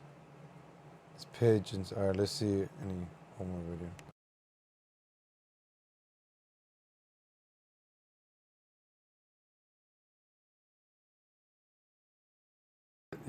Look, the Blues dolls came on. Put that 43rd Congressional District. I support the Second Amendment because I believe that it's our first responder. Police take hours to get to your home. So the only way to protect ourselves in the 43rd Congressional District is to have the Second Amendment.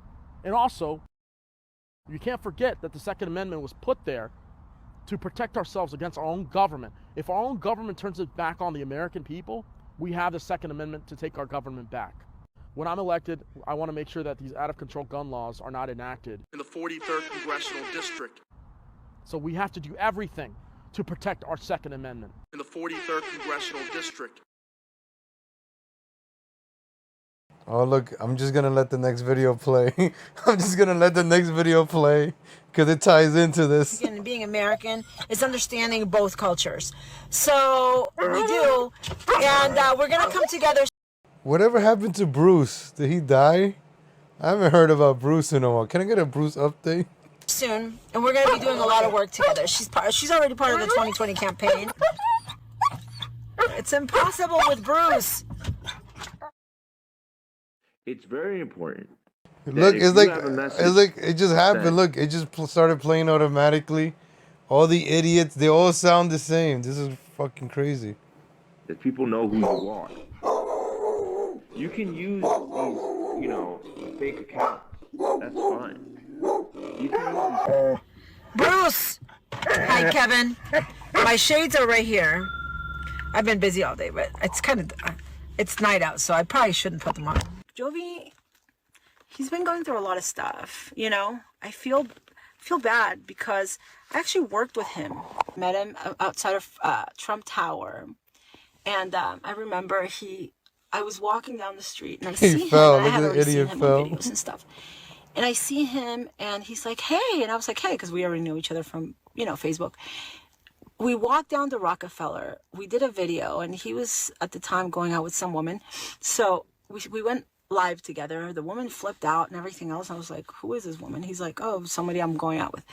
So then I never really talked to him because she was flipping out, and I don't know what happened. Like, I don't know what got into him in the last couple of months. And I wish him the best, and it sucks that he's going through this. Jovi, he's been going through a lot of stuff. So it cannot be drugs or alcohol because I know for a fact. I mean, I was with him for a month and I pray for him. That's all I can tell you. And it just sucks. It sucks that he's going through this. I feel for him because the woman in San Diego are actually friends with his wife. He has a beautiful wife. Look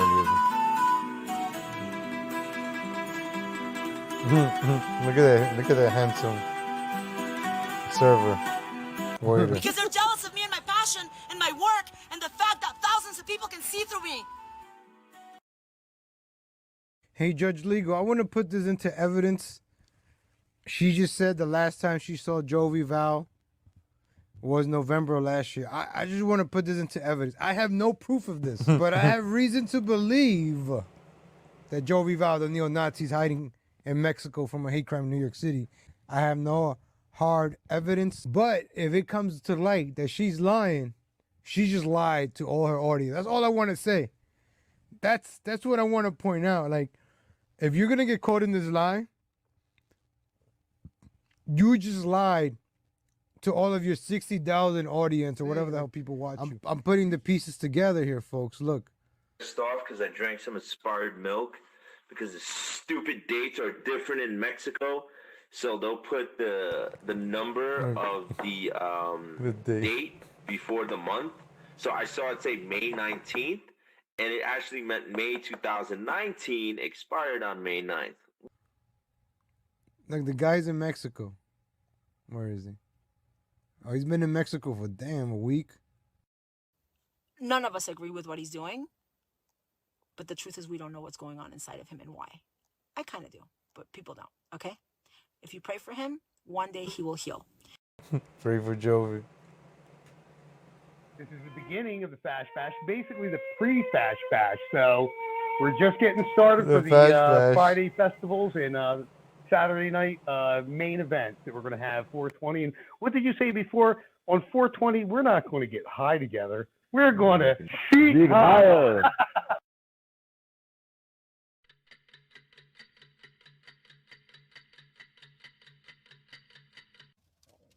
Look at the Nazi eggs.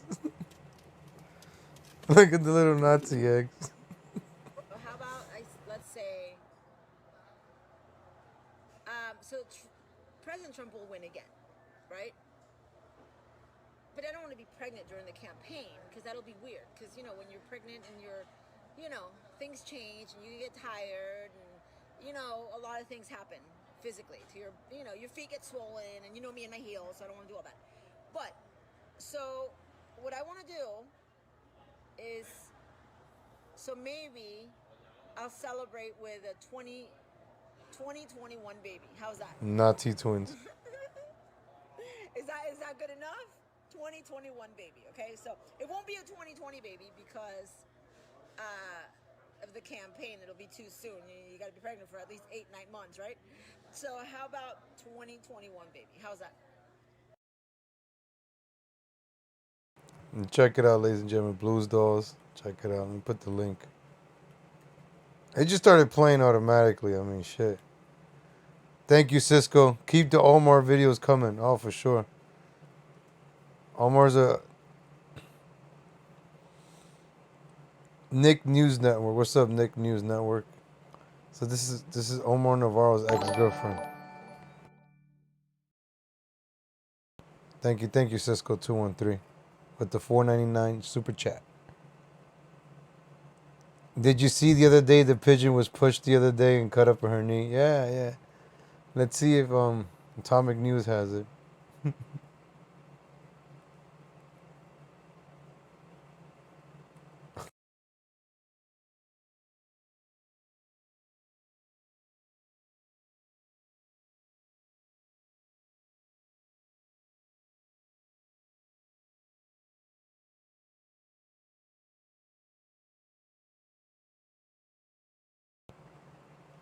Let me see.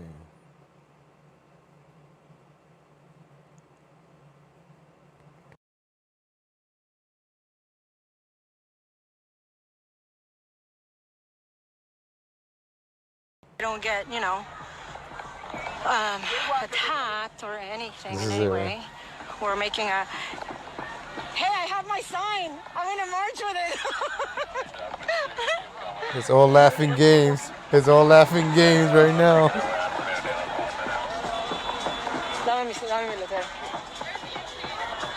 There's the instigator. Don't go close to me. Don't get close to me, please. Bitch, I'm not please. Touch you. Okay, don't get close to me. Please, don't get close to me. Because I'm gonna pull out my sign and I can do that. So. Hey, can you call security? Hey, she's stealing my sign. She's stealing my sign. She's stealing my sign. She's stealing my sign. She's stealing my sign. She's stealing my sign.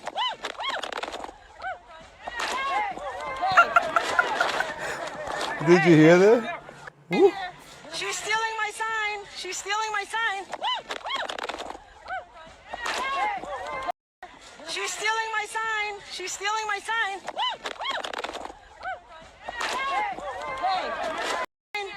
She's stealing my sign. She's stealing my sign. Oh, wow, this is funny. I didn't know about this. Calm down. Calm down.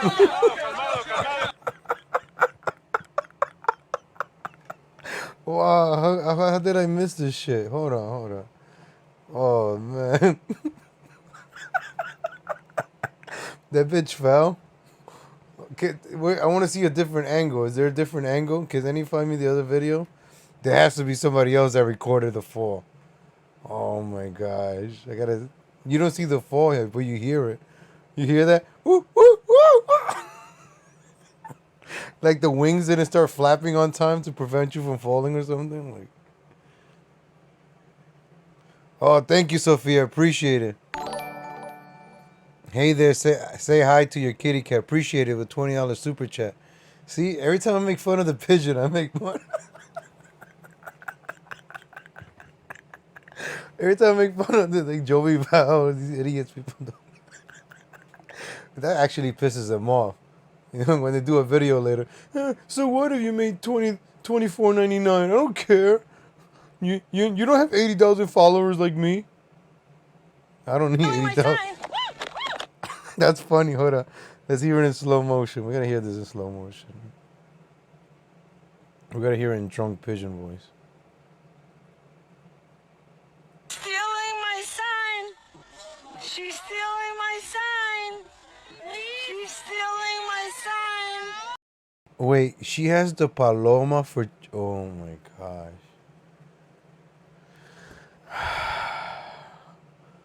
She's walking around with the pigeon for Trump sign. Look. This is the pigeon for Trump sign. This is cringy as fuck. That's a big fucking sign. That's the kind of sign you just block the highway with. You know when Black Lives Matters blocks the highway? They print these kind of fucking signs. You know who this guy looks like? This guy looks like Don Ramon. You know who's Don Ramon? Let me show you who's Don Ramon.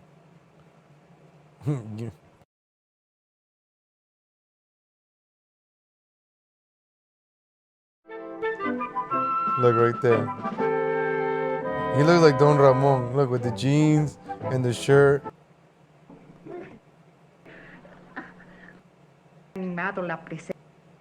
Oportunidad a la gente joven. Y esa noble actitud la sigo manteniendo desde que tenía yo 15 años. Look at this guy with the hat, right? Don Ramon. And look at this guy over here. Oh, no, look, it looks just like him. Look, with the mustache and the hair. Look, the jeans, the black shirt.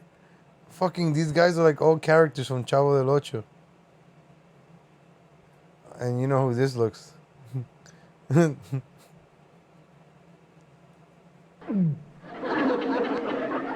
Yo me siento segura cuando estoy con un hombre.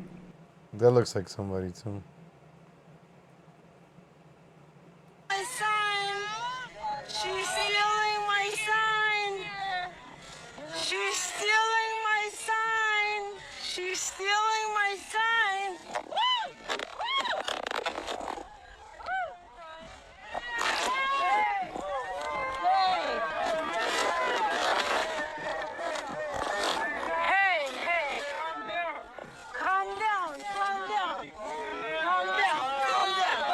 Everybody calm down, calm down. Pigeon down, pigeon down. Everybody calm down. Pigeon down. Oh damn, I started playing Nightwave.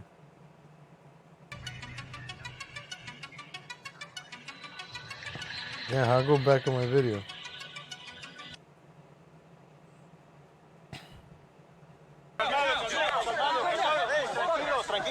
She's stealing my sign. She's stealing my sign. No, that's fine. That's fine. I'm You could tell when somebody's stealing that sign. It's a huge fucking sign. It's like a parachute. fine. I fell. I fell. No, we can still walk. We can still walk. Sir, we can still walk. Sir. Okay. Sir, we can still walk. We can still walk. They pushed me. I know. But I can still walk. Well, can I walk? Because we're missing out. Come on. Don't. There's gonna be like how many people there are? You still jump on there. Don't worry. Yeah, but they shouldn't look. I wanna on that guy. This is on him. Oh my gosh. The world this is the end of the world. Oh my gosh.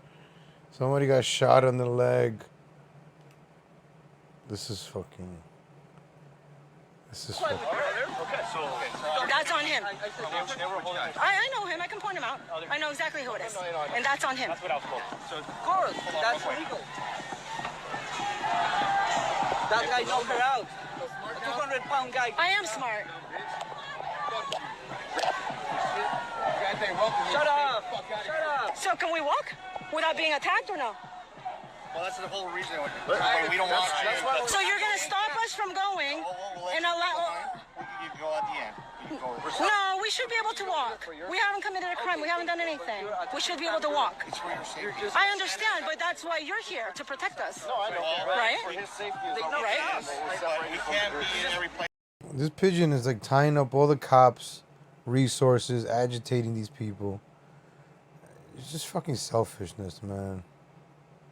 This is like, if they want to do a rally, let these other people do a rally. Leave them the fuck alone. Just On tape, and this is and then you want to be cry fucking victim and shit.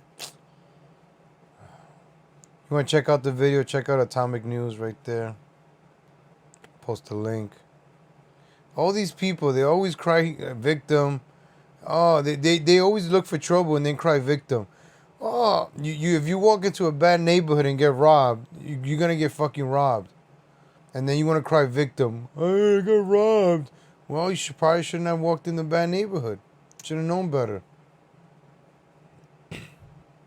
That was funny, that fall, though. I'm not gonna lie. That was funny. Yeah, all right. All right, ladies and gentlemen. If you can find me another video. No more Omar Navarro videos?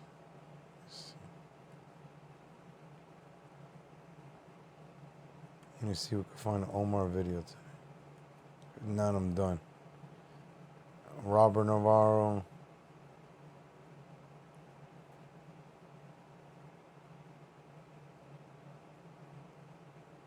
Well, there's no Omar Navarro. Let me see. It's for the past month. Let me see. Joe Biggs. We saw that one.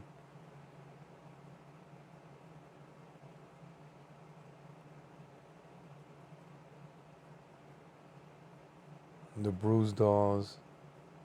Damn, look at Bruise Dolls taking over Omar Navarro's shit. Oh, shit. Oh, this is Omar Navarro. Let me see this guy. I've never seen this guy. You know, this is an example right here of high-rise buildings. If you look at communist China, they have a bunch of high-rise buildings.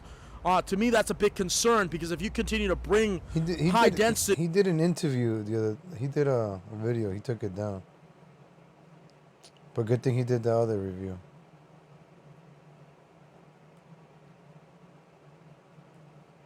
Look at this guy.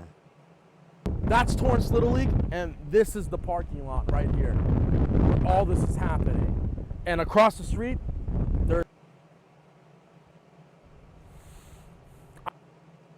This is why we got to stop What's Maxine happening Waters. just in the border of where LA County is at.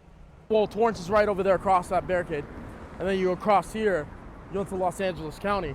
And this is, by the way, this is the area, that part of Torrance. So make sure you vote for Omar Navarro, ladies and gentlemen. Diane released a video. Send me the link, Cisco. Oh, shit. Damn, yo.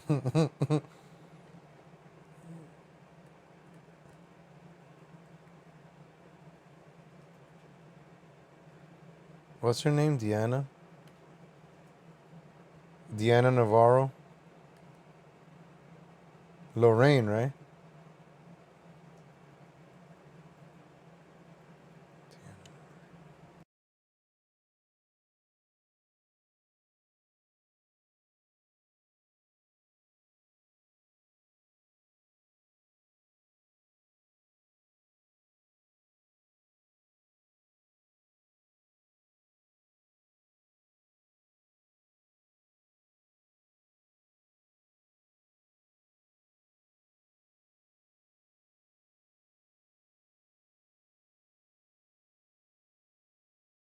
Dear boys and men of America, and any compassionate and... No, I don't see it. I don't see it. You guys send me a link. Just Diane released a video. Use the filter. All right, let me see.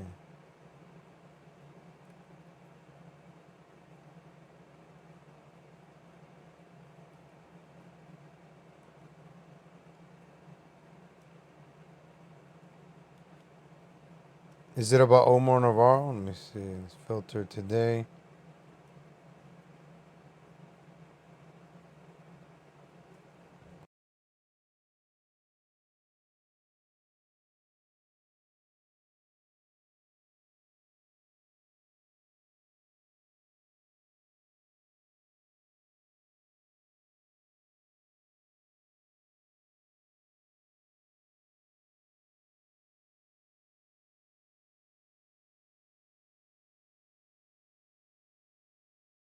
Where's the link? Let me see.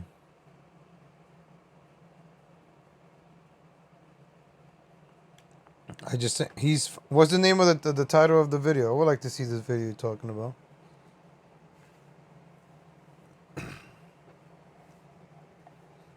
Let me find this video. Give me a second, folks. Let me find this video.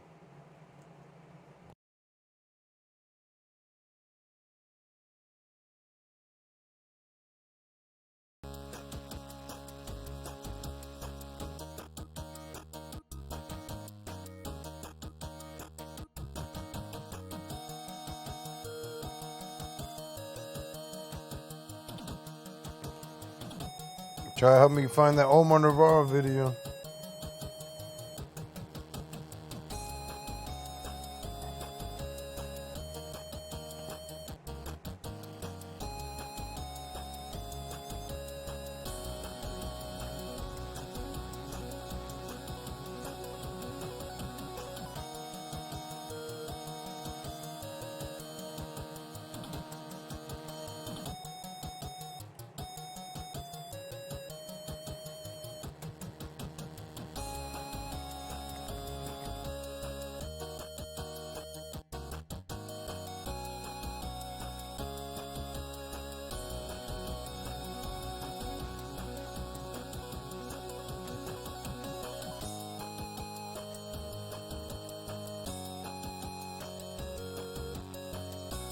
Revenge podcast.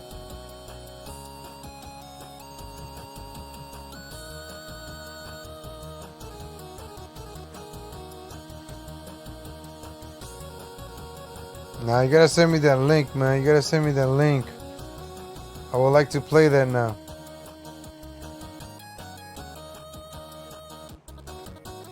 I get Revenge of the Sis. Check those guys out. And filter upload date. Which one you want me to put? Upload date what? Omar Navarro and upload date today.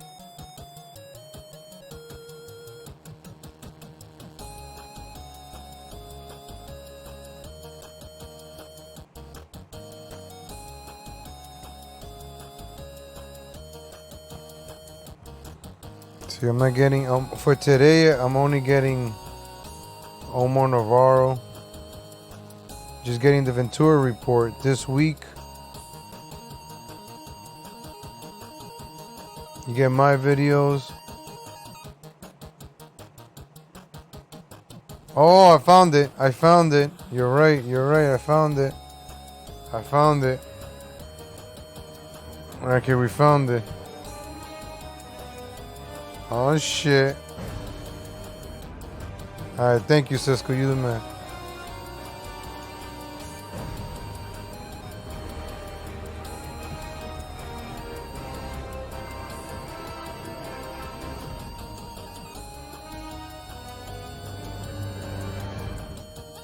Hey Revengers, and thank you for tuning in to the 4th episode of the Revengers podcast. On today's podcast, I have two very special guests that are joining me. I have conservative actress Mindy Robinson and conservative political commentator Deanna Lorraine. On today's episode, we are going to be discussing the bullshit involving Omar Navarro and someone else. Yeah, I'm just going to put it as someone else. You can find out later in the episode who that someone else is. Thank you for tuning in. Keep on listening for more.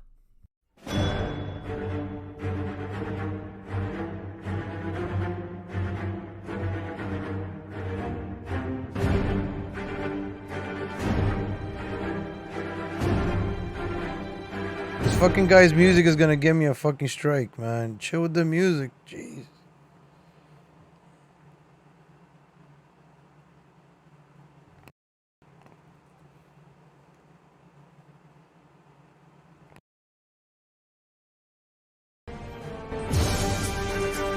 I just hope, different than Maxine Waters.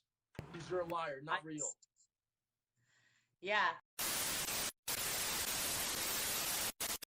Out there trying to bring someone down.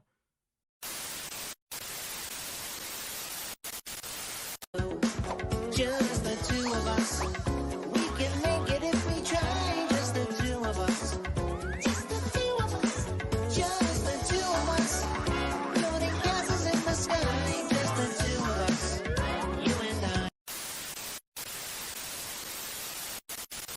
sleep and you know you're a liar every single night. And eventually that catches up because you know you're a liar. You sleep, lie. You sleep, you lie. And eventually those lies will crumble on top of you. You're no different than Nancy Pelosi at that point. I just You're hope, no different than Maxine Waters because you're a liar, not real. Yeah. I just want to warn you about the Proud Boys.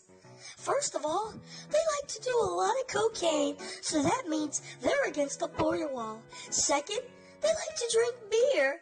Yeah, they like to drink beer. I mean, that's really bad. Check them It's out, illegal. Revengers Podcast. You know what else? Let them know, Legal Latino Heat. Got you guys that hooked those guys up with some subscribers. They're up 200. Show them some love. Be like, oh, Legal Latino sent me there. So. They like to do. They like Actually, to sleep Cisco. with women. It's Where's so Cisco wrong. at? Like pretty girls. I'm gonna hook you up for Girls hooking that you. don't like me. Girls that see me as a chump and a beta male. Oh, it's so bad. The Proud. Oh, they got the videos. I want to see this. Yes. Oh, Cisco. Everybody go away. Ex-girlfriend. Cisco, if this is the video from the night, I'm gonna hook you up with a wrench. Hold on.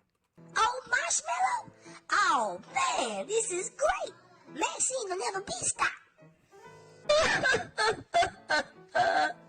My little pee-pee. I'm gonna hook you with a wrench, my nigga. Cause shit. Hold on.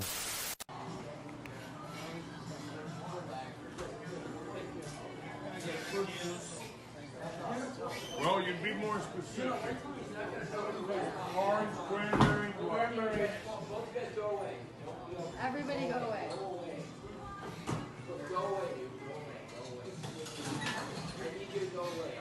So the NSA what? Go away. No. So that's Omar right here with the Rolex. You saw that Rolex on his hand? No, no, no, no, no. No. They don't have the following I have. I'm not trying to fight. I'm trying to go with that. No, I'm trying to go with Back up. I'm explaining to you and you and you. Hey. You're getting any shit right now. You want to play games? You're fucking doors over here. I got no time for this. I don't give a rat's ass. All right? Did he just got sunned by the owner or the bartender? Mr. 43rd Congressional Congress over here? Everybody go away. This old guy with the yellow shirt, look. So the NSA what? Go away. No. So you tell me to fuck off, right? Tell me to right now. No.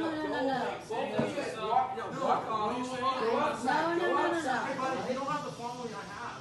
I'm not trying to fight. I'm trying to go with that. No, I'm trying to go with Back up. I'm explaining to you and you and you. Hey.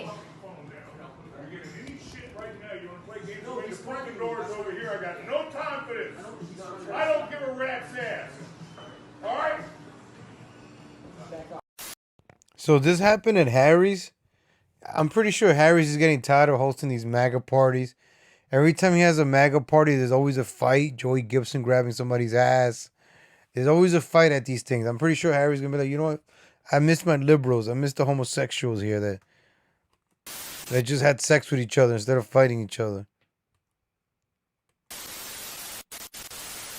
All right, so for a lot of our listeners that are listening on the podcast, we're gonna do Holy shit, they're gonna roast them. Heavy audio. I may kind of cut into it and get some of that audio recording that I kind of reposted the other day. Okay. Just to kind of give our listeners on the podcast side of things kind of, more of an understanding on the type of individual that you've been dealing with. Sure. But tell us a little bit about yourself and what you do over there in California. Sure. I am a political commentator, conservative political commentator, and activist.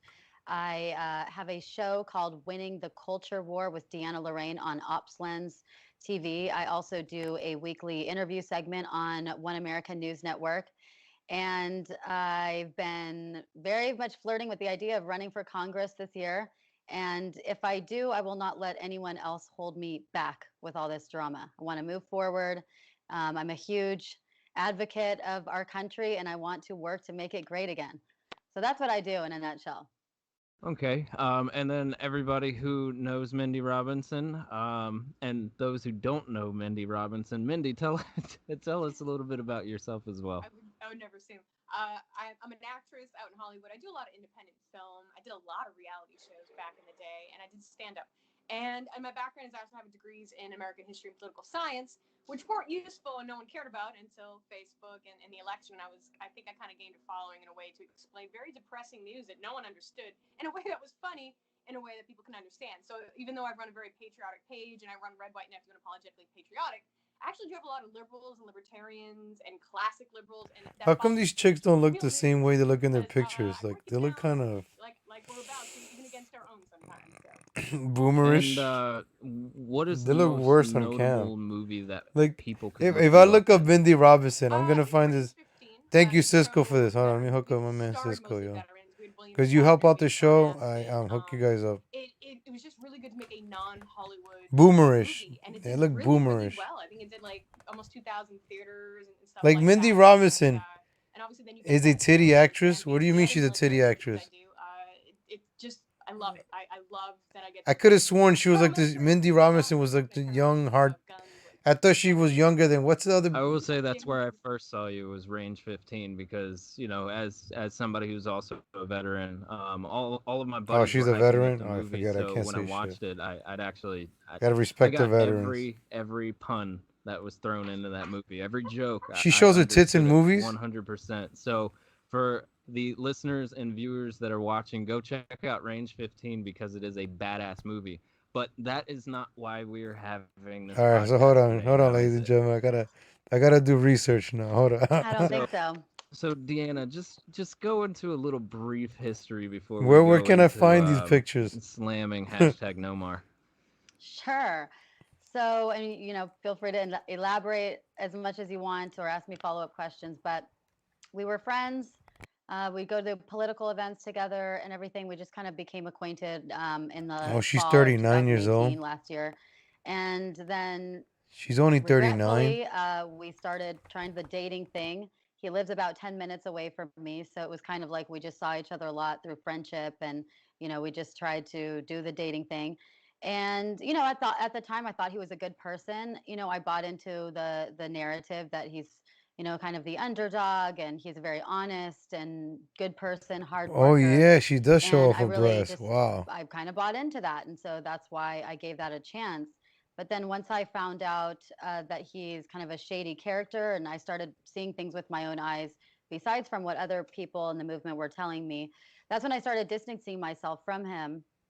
And then when I started distancing myself from him and trying to break it off with him, All right. that's when his blackmailing started occurring. And he started blackmailing me that, if I were to break up with him, that he would destroy me and destroy my reputation and career with a bunch of lies and defamation that would be really humiliating for me, all over social media and Twitter, and he'd go to the press and everything. And I'd be honest, I feel really weak right now by saying this, but I gave into that. I was scared because he does have a huge following all over social media. It's larger than mine. It's larger than a lot of people's, and I'm still building my career up. So I was. Mindy's only scared about 39 his years threats old. that She looks he really uses rough. social media as a weapon.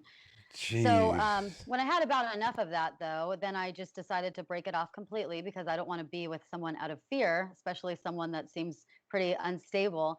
And that's when it started really escalating. And he really, I have a lot of text messages and police reports documented where he just says, I'm going to call Roger Stone right now and get you excommunicated from every single event.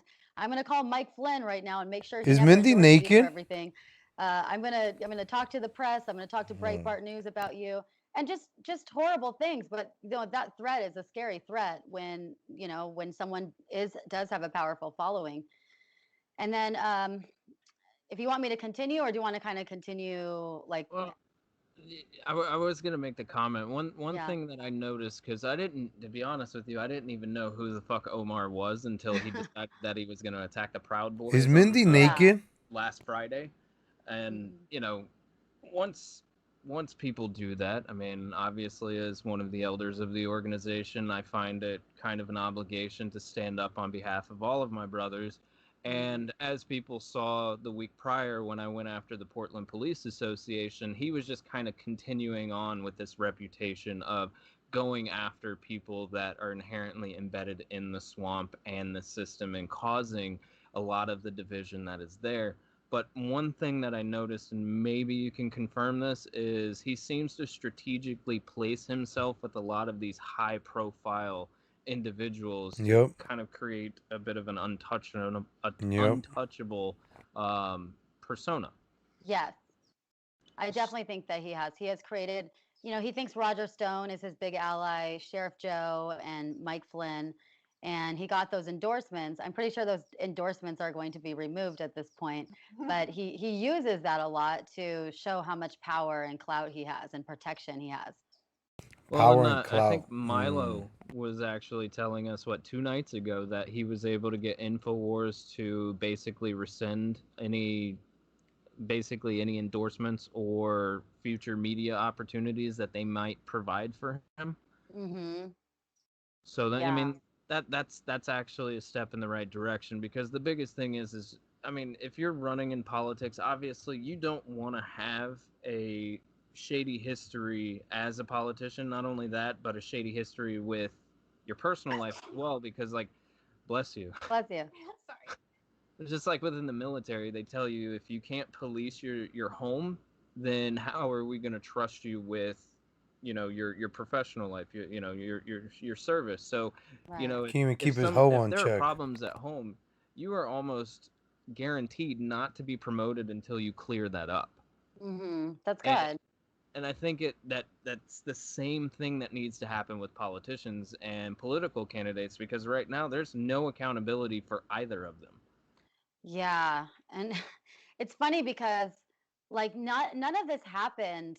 Um, None of this was an attack or a sabotage on him. All of this happened because of his doing. He chose to drag this through the public eye. He chose to publicly spat with me and try to smear my reputation. He chose to publicly slander and defame the Proud Boys. So this is all this funny that he's talking about. There's political operatives and spies inside of him trying to take him his campaign down. I mean, none of us would have done anything. We'd have just been enjoying our life, enjoying our week if he didn't bring this to everyone's attention. And sorry if this isn't the intention that you wanted, but like what Mindy said, he was warned so many times, like, no, don't make this public. This is drama. Nobody wants to hear drama. I said he got till noon to apologize to everyone. You said that? I'm just going to post it. And he said he'd sue me. I'm like, okay. So I just wrote it out anyway. Wow, that's great. That's even better that you even warned him and said, please apologize. You have till noon. That's even better, because then it just shows you like he can't blame anyone else but himself. It's absolutely on him. It's absolutely on him. I said that his issues with the Proud Boys were a personal one. And I think him attacking them and you, and I'm like, you have a chance, publicly apologize on the same platform you just berated them, and I will not write this up about you. And I'm not Milo, I'm not Roger Stone, but if I write this up, it's going to exist forever. And I have no, game in this. I got sent all these messages, and there's no way that a dozen conservatives, believable conservatives, all happen to fraudulently make videos and audio, different text messages on different platforms for this elaborate story that doesn't make sense at all. Yeah. Unless you look at the fact that, he's kind of unstable and unhinged. I think Omar's popularity was lucked out. He is only known for the guy running against Maxine Waters. He was at everything I went to. So you're like, okay, I can support. I hate Maxine Waters. Yeah. You're being vocal. Okay. But then, like, the more you talk to them, the more, like, you're like, he's an idiot. Like, this guy isn't going to win. He talks, and he was a car salesman. It's always snake oil. It's this and that. And you're just like, he doesn't actually talk about, he's just not one of us. He saw, I think, an opportunity and weaseled his way in, because there's less of us, especially out here in California. And it was just an easy in for him. And now I don't think he realizes that it works the other way. And he has a very easy out from all of us too. Yeah. I think what he greatly underestimated the people that he was going after too. You know, Yeah. most people, if you know the history of the Proud Boys, the history of the Proud Boys is to take that down those who attack us. I mean, in any given situation, you're never gonna see us not fight back. You're never gonna see us just sit there and take it. You know, prime example, when that fat Antifa motherfucker came and attacked me and my VP and my secretary when we were just outside having a beer right after being milkshaked. You know, this guy literally came in, fist wailing, literally tried to get me to the ground, and we broke his cheekbone, we broke his nose, we busted his eye open, you know, and it's kind of one of those things. It's like, if you fuck around with those that you underestimate, you're gonna find out how great you underestimated them. And it was just like, you know, that's why when last Friday when he put out that tweet attacking the Proud Boys, I immediately responded with, you know, it would be a shame if we filed a lawsuit against you, because guess what? I'm involved with those lawsuits, so, you know, it's just another piece of paperwork that our lawyer has to file. And then I saw the next day he took down that tweet and then apologized, saying that only 2 of the Proud Boys were shitty. Oh, Everybody, that was the most half-assed weak apology I've ever seen in my life. It wasn't even an apology. it really was. And then literally 2 more days later, he comes out and attacks us again. So I'm like, I guess you didn't learn your lesson the first time. You know, he's underestimating the power of the people that he's going up against. Yeah, and that's what he does constantly. And that, you know, he's so cocky and he thinks he's like God, that he has this huge social media following and that everyone's going to somehow back him or forgive him. But, you know, he has to be held accountable at this point. You can't just throw people in your own movement under the bus for no reason. You can't just say claims like the Proud Boys are the equivalent to Antifa. You know, you don't just say those things. You don't just say, "Oh, Deanna slept with all the Proud Boys and is a drug addict." You can't say those things. You just can't without there being repercussions, because they're just not true, and they're so egregious because it's going against really good conservatives who actually have a moral compass and are actually in here for the right reasons. And he's just basically a used car salesman trying to pull the wool over everyone's eyes. So let's just set the record straight. Friday night, when he tried to cause the scene at Harry's bar, what was it that the Proud Boys did, and why did he call the cops on Rufio? Okay, so it actually was July 3rd, the night before the 4th of July. So it was July 3rd. Okay. I'll give you a full account of that day.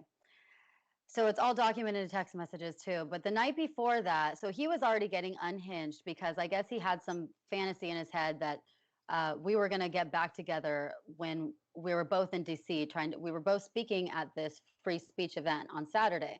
So he had this idea that we were going to see each other or something, and I was going to get back together with him.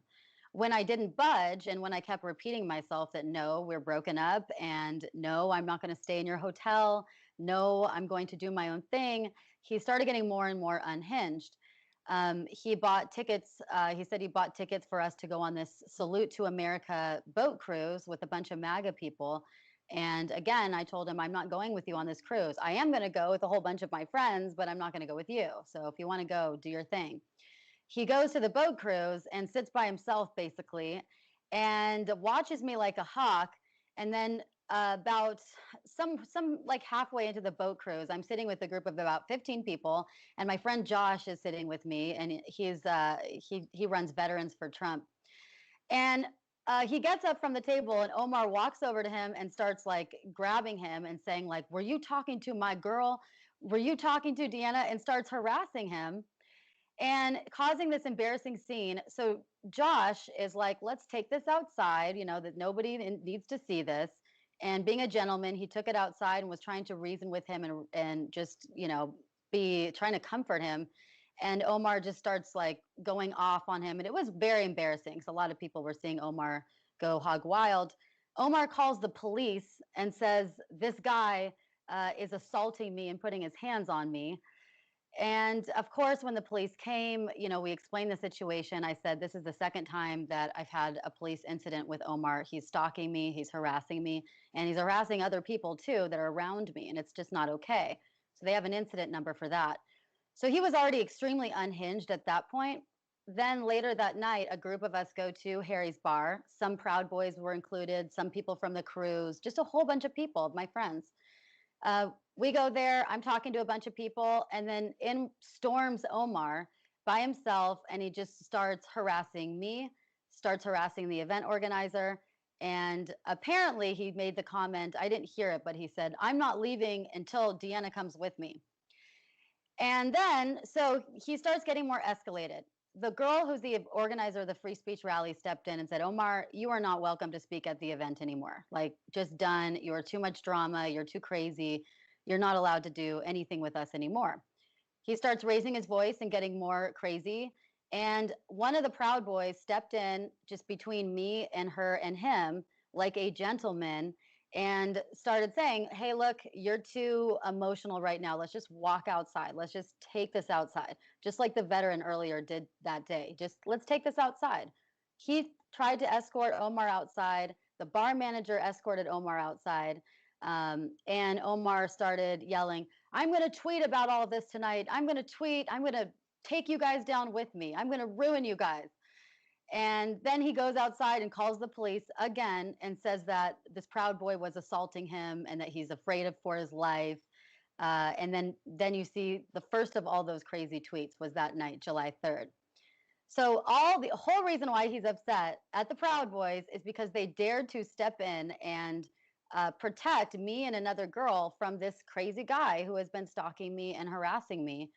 I haven't slept with any Proud Boys. Like, none of what he's saying is true. It's just he's on a mission to defame and destroy the Proud Boys now because he's really unhinged, and then take me down with him as well because he's said many, many times, if I don't get back together with him, he will destroy my reputation with a bunch of lies. So that is the reason for all of this. It's really if I may, I find it interesting that he says, if you read all his tweets, he acts like he stepped out of speaking. Yeah, no. When in fact, he was completely uninvited. Yeah, we uninvited him that night. It's crazy. Yeah, not only that, he also said he disavowed the Proud Boys. He didn't disavow them. They disavowed him because he wasn't acting like a man. No man acts like that. You know, real men defend women. They don't harass them and stalk them. So this is all because of this.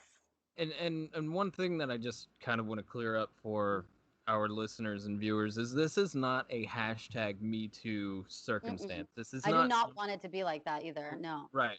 And this is not something where, you know, these are unsubstantiated claims that can't be backed up by any viable means of proof. And so you know, unlike the left where they can just claim whatever, we actually have to have proof in order to, you know, go on this kind of crusade to dethrone this delusional man. And I can't even call him a man. I mean, you know what? I'll just call him Humpty Dumpty for now because that's what he looks like. Call him Jabba the Slut. Yeah, Jabba the Slut. Yeah. You know, but the big thing that people need to realize when they're watching this and listening to this is Omar has like mountains and mountains of dirt on him that he just doesn't want to come to light because he's not actually running against Maxine Waters. He's just living off of the donations and the campaign funds that are coming to him because he's claiming to run against Maxine, but he lost to her in 2018. I don't know how long he's been doing this, but I mean, there's been investigations. He finished dead last in 16 people behind someone that didn't campaign and someone that wore a chicken suit. He last 16 people. My sister could have ran and probably done better than that. This is his third time running, I think, third or fourth. Yeah, but you know, he doesn't have a vision for the future. He doesn't have positive. He doesn't have plans. He's not in there in the community mixing with everyone. He's just doing like photo shoots with these events and everyone, and it looks like he's doing something. But you know, I think that he doesn't really care about the community and about winning. He run as a Democrat, remember? Oh, that's true. Yeah. As a Democrat, if he thought he could win, he has no principles. Well, not only that, but he has actually said some very racially charged things in private messages that were recently leaked to us. Yeah. And you know, it was so funny because when all of this was going down, Kathy Joe, of all people, hit me up on Twitter and was like, spill the beans, write up a tweet, put the video up there, and I'll retweet it for you. And I'm like, all right, I'm on it. That's great.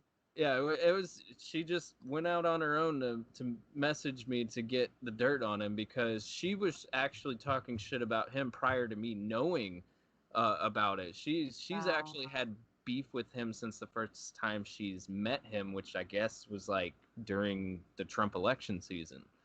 That's crazy. Yes. I have had I've been really blessed because I feel throughout this horrible situation, I've been humiliated. I've been through hell in the last few weeks, and it's been really difficult for me. But I say the one thing that has come out of it is I've had a lot of support. I've had a lot of people, men, women, people from the GOP reach out to me and just said they've told me terrible stories about their interactions with Omar, and they just haven't been able to talk about it because they don't have the platform. Omar does have a really big platform, so he can easily squash all of these accusations, or they're scared of that retaliation. So it's nice to actually to be in good company with a lot of people, men and women. And like you said, this isn't supposed to be a Me Too thing. I don't want it to be like that. This is kind of just an exposing of his track record of behavior that's really shady with women, with men, with his voters or his followers, just all of it. And it never would have come to light if this all didn't happen, if he didn't bring it amongst himself, One thing that I really got a lot of backlash from his supporters when I first started releasing the onslaught of tweets and memes and stuff against him. And once I posted that video, a lot of his supporters started messaging me and being like, hey, what was the actual premise of the video that you posted? What did he actually say this in these text messages? And then once I actually laid out everything that had happened to these people, so I'm like copying and pasting everything to all the people. And they were like, yeah, but if he's not running, then who are we going to vote for? And I'm like, Joe Collins. Like, if you guys don't know who Joe Collins is, look him up, because Joe Collins actually stands a chance. Yeah. Whereas Omar's just he's a career political candidate. He's not even a career politician. I mean, yeah, that's true. Yeah, I mean, good thing for Joe Collins, like kind of like right place at the right time sort of situation for him, that it just like it's because people are running, they're like, well, then who do we vote for? Anyone's better than Mad Maxine, and we have to have someone to direct them to. Yeah, so I just tell everybody, go look up Joe Collins, go vote for Joe Collins. Don't give your vote to this guy who literally says that he's taking money from Mexicans and blacks because they're not educated enough to know how to vote. Mm-hmm. I mean, that was probably the most disgusting thing I've read. Now, I've seen more text messages, but I'll let you... have? Yeah, well, from you. Oh, yeah, mine, yeah. There's a lot of really scary ones from him to me. I'm waiting for that spicy audio to come out where he's talking about how he's using the campaign funds to invest in Bitcoin and gambling. Isn't there one that's already out that Milo wrote about? Milo, they caught him basically saying, you can create a fake charity and just use the money for yourself. I mean, I think he's done. I don't see how he can come back from this. It's crazy because in his followers and his tweets, a lot of people are still defending him. I just don't get it, how so many people can still defend him. I think once we present Joe Collins as an alternative, you're going to see a lot of people. Right now, their alternative is Maxine or Omar. They're going to pick the lesser of two evils, which I don't know anymore. But if we offer, I think, a better solution and perhaps vet this guy a little better than we did Omar, then I think we'll see a lot of people jumping over. I think a lot of people have already left Omar.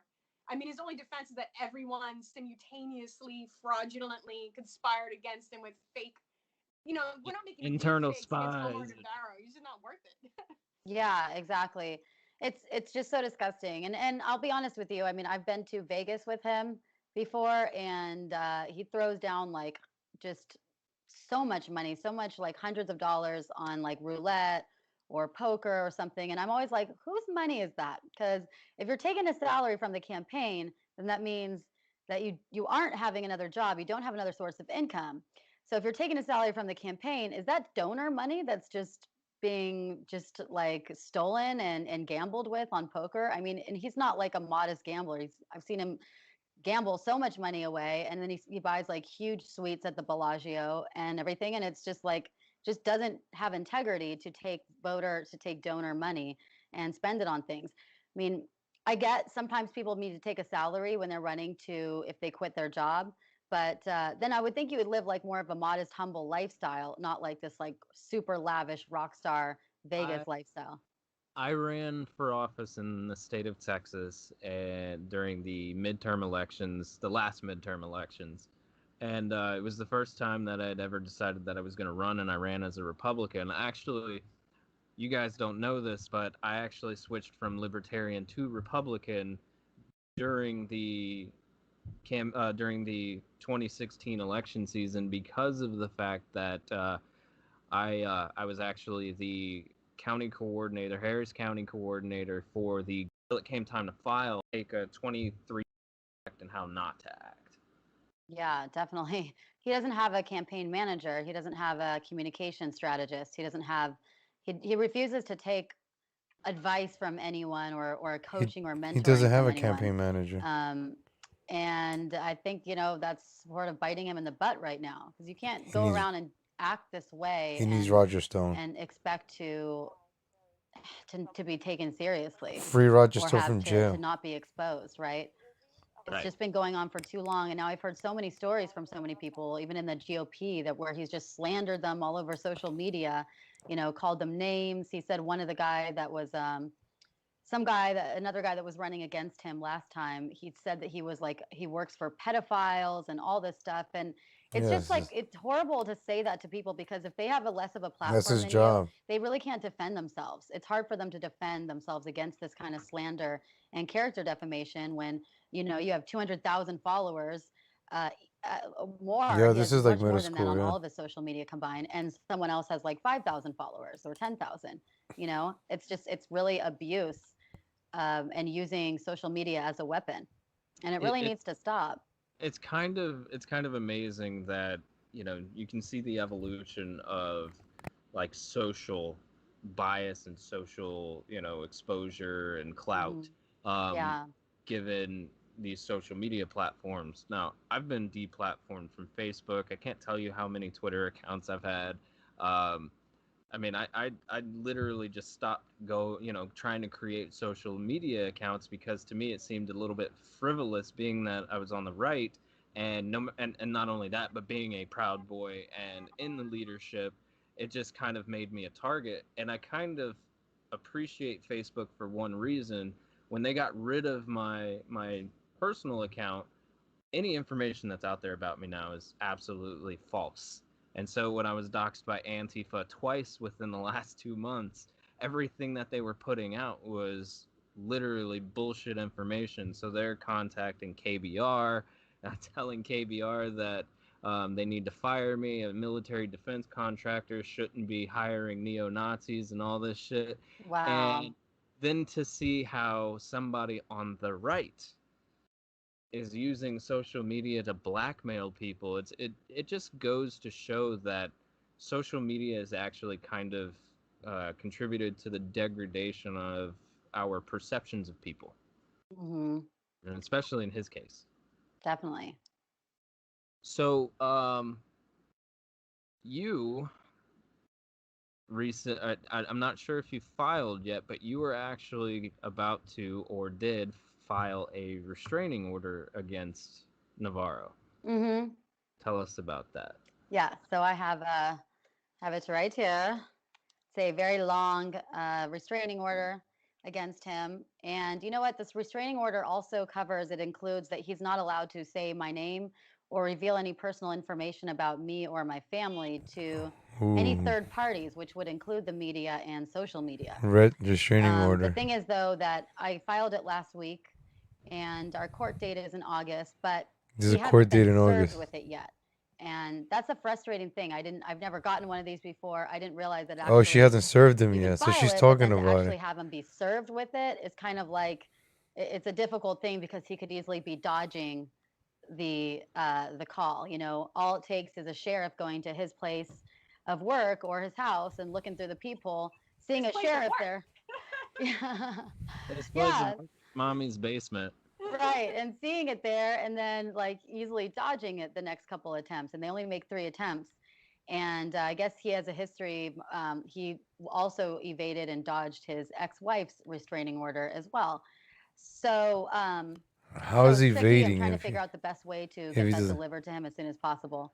May I? I think the smartest thing is to throw an event close to him that you know he's going to show up at, and then have even if you have a regular process server, I think it's worth the $200 to just have him served at a place you know he's going to be at. There you go, you're done. Well, there and is. do it in front of people. Fuck him at this point, honestly. There's a Republican event next weekend, and with like Larry Elder and some other things, and we're tempted to do that. I just don't want to feel like I'm being that spiteful and petty. Like I don't want it to seem. Are they really talking about their like plans I'm doing that? But at on the this same live guy time, stream? I mean, They're I so know for sure he'll stupid. be Now he there. knows what your move Well, is. I You're mean, dumb bitches, man. you can't really look at it as being petty or spiteful, because considering what you're doing versus what he has already done, it's karma. Yeah, That's all but it is. you're giving away your cards. You just gotta fucking do it.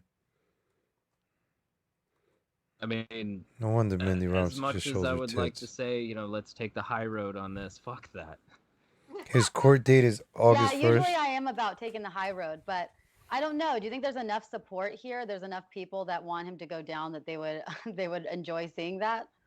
Well, I mean, if No, I actually wanted him to keep going and acting stupid so I can make more videos. Money and do all the bad things that he's doing, but it obviously does just as much good. Who knows how legitimate his follower count is anyway? It doesn't look like he's doing any good. He did that 30-minute live stream, which was cringe fest. You know what I mean? I couldn't even watch it. What was it all about? Was it like just denying? infiltrators, spies. You could tell he was trying to explain what happened, but you could tell it was. And he took the video down. That's the one I wanted to do, the 30-minute one. And then the best he could come up with at the end was that everyone fraudulently manufactured this information against him, and we're like, whatever, bro. Like, wow. I actually think it hurt him. So I think as much as social media could be negative, I think in this instance it's gonna work to not his benefit in the end of the day. Yeah. The best thing that I saw on the live stream, and it's not, I didn't see it. I saw the after Yeah, it's littered with thoughts. math of it when people started downloading it and sending it. But Kathy sends me the screenshot of her asking him to explain the screenshots in the audio record. And he completely deflects it the entire time, knowing full and well that he's actually reading every comment that's there, because there was only like 160 people watching. Yeah, I heard that she basically trolled the whole thing and just kept copy paste and like blasting that same thing. You could see Mindy Explain the Robinson's text tits messages, on the explain internet. audios. Just And Google he it. was listening because someone would say something random and you go, "Oh yeah," and then so you knew he was reading. Yeah, of course. Yeah, they are over the hill. These are like the bitches that used to strip and then let's just be conservative and make money over here. Oh, good. Okay, good.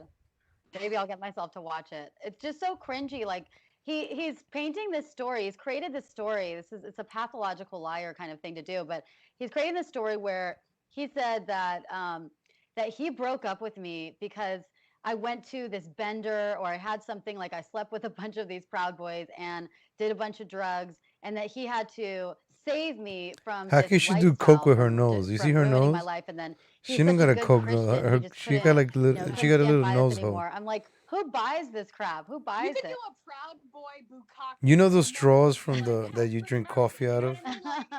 That's the straw she uses to do coke. He really thought, and I think Like it's she can't.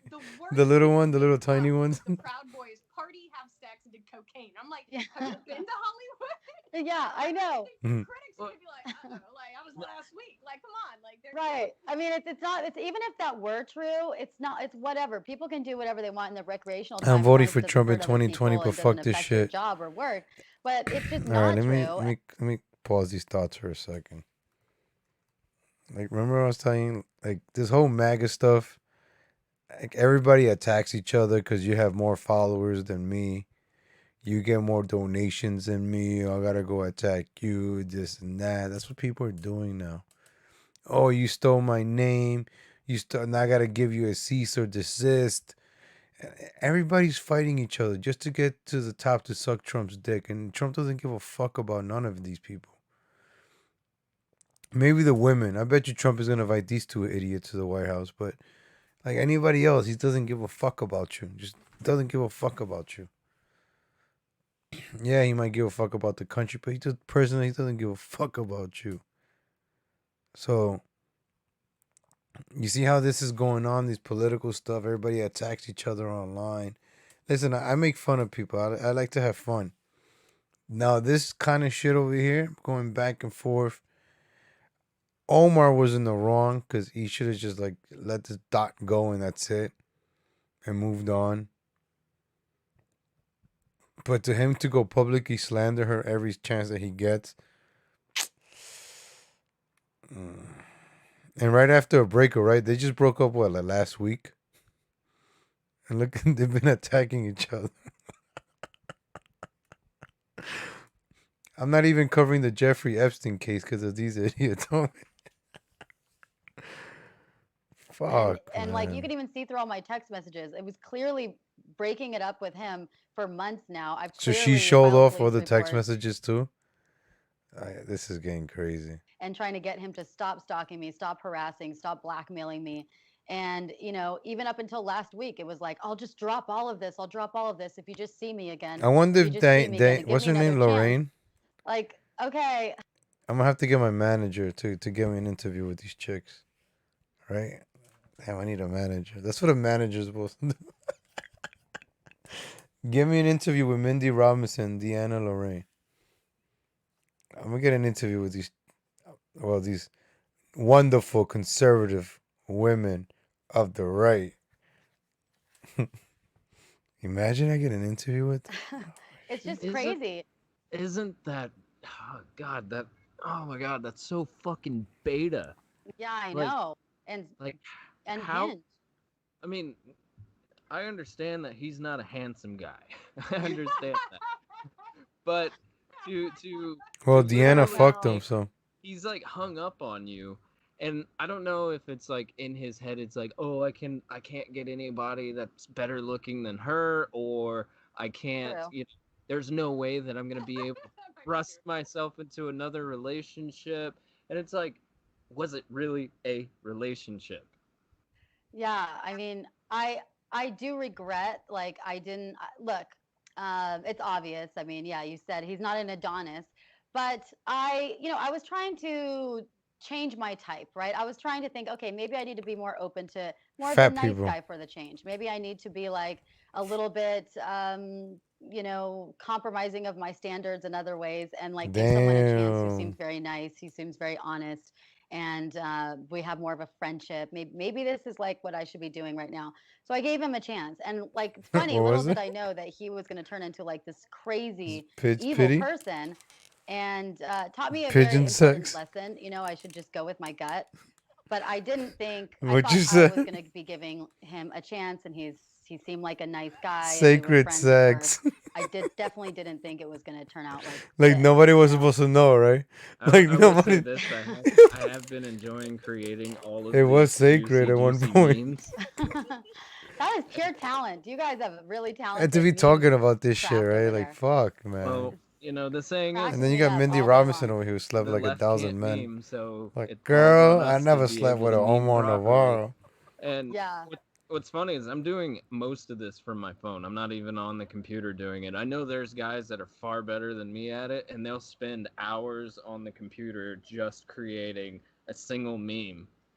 And half of them end up going viral, which I find amazing. But it's like, he's easy. He is easy because like any picture that you find on Google of him is him. Omar like, probably fucked smiling Haley like a Adams. retard, Who or hasn't? making a dumb face. Not me though. And it's just been so easy to meme the guy.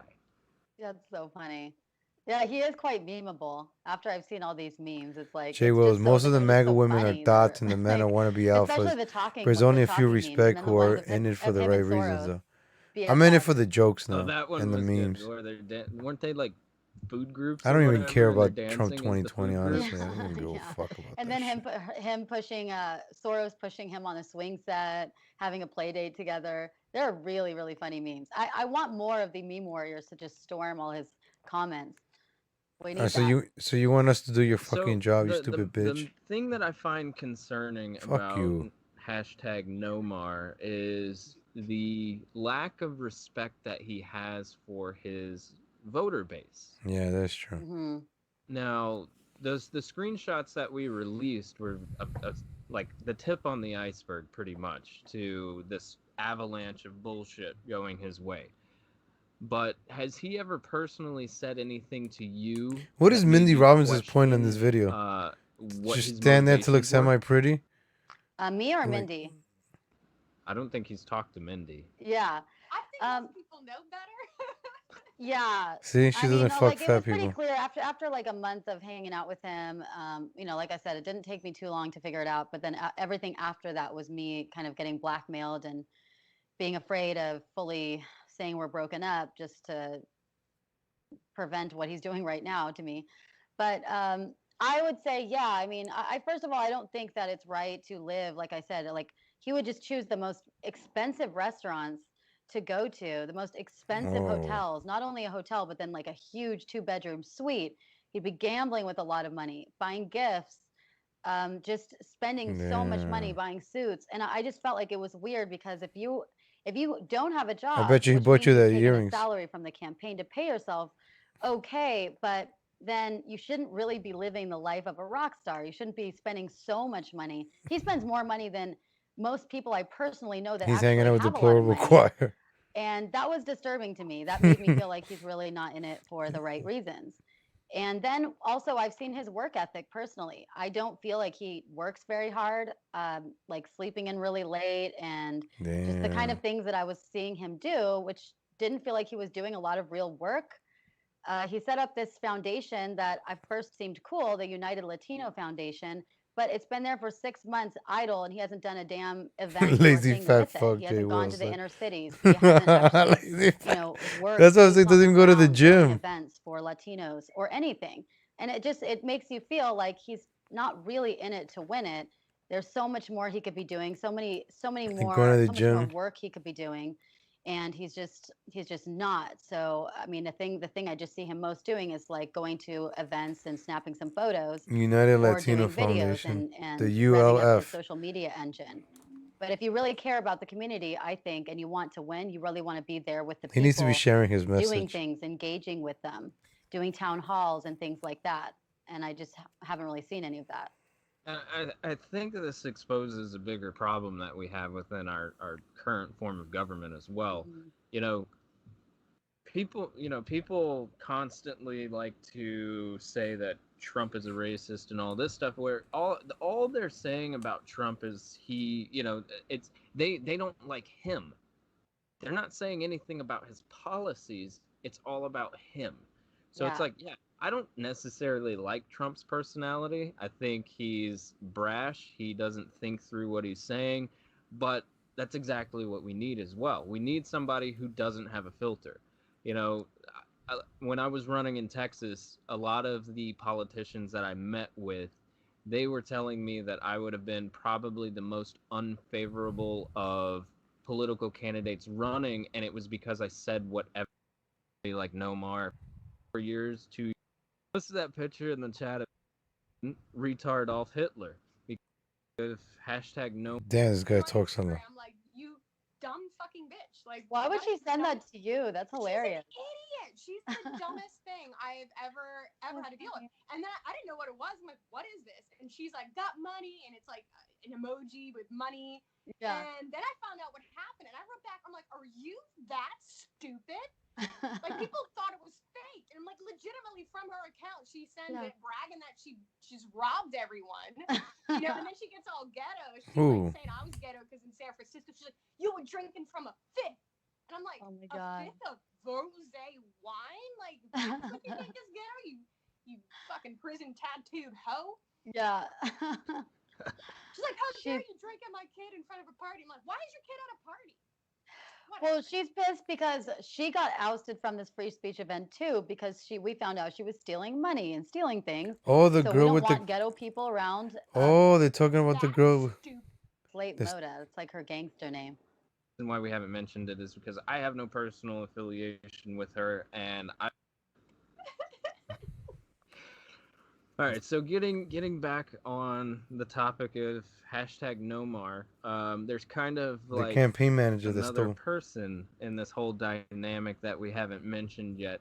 And the main reason why we haven't mentioned it is because I have no personal affiliation with her, and I've only within the last day and a half really started learning about everything that she's been doing. Oh, And look, she's Mindy has actually a cat. buddy with Omar, right? Okay, I'm not sure who you're talking Slate, to. are you talking about Slate?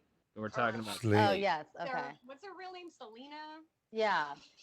So Selena Moda, Slate Moda. It's like her gangster name. Selena Moda? She's so gangster. Who's that? I gotta look her up. I'm not even like involved in the situation, but she sent me incriminating evidence of herself stealing money to my Instagram. Like, you dumb fucking bitch. Like, why would she send that to Selena you? That's Moda. hilarious. Idiot. She's the dumbest. Oh, that's the one he said Selena, remember?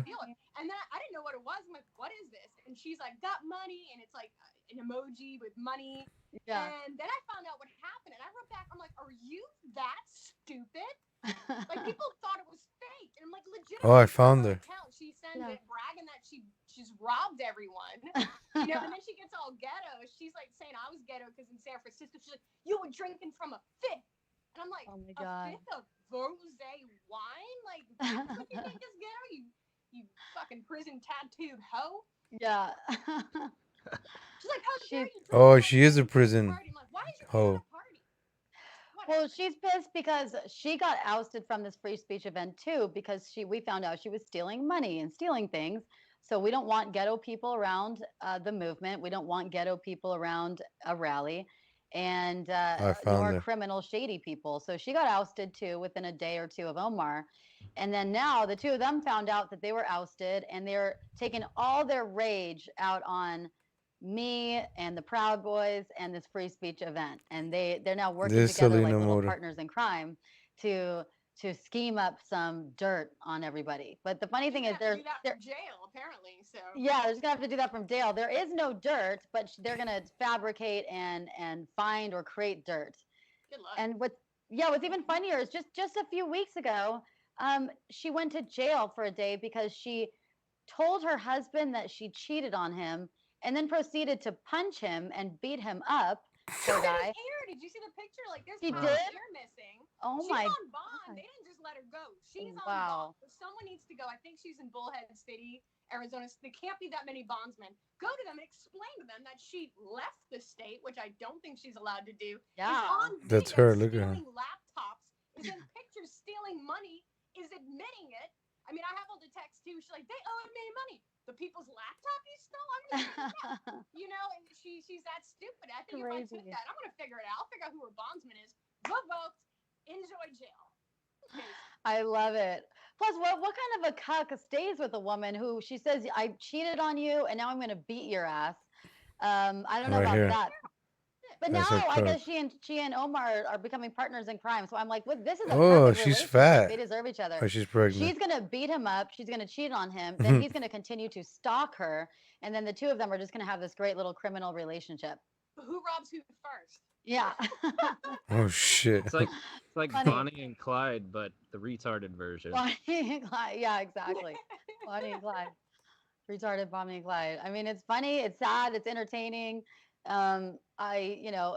I would never want to be put in this mess. I'm a very private person with these kinds of things. Hopefully you guys can hear I me wanted pretty to, a So compassionate, immature of them to do that. Oh, look, the friendly way video to do all of together. this, but Oh he my chose God, we got to some make more this all public Omar because content. he wanted to get some. He wanted to slander all this, but the truth comes out eventually, and karma comes back eventually.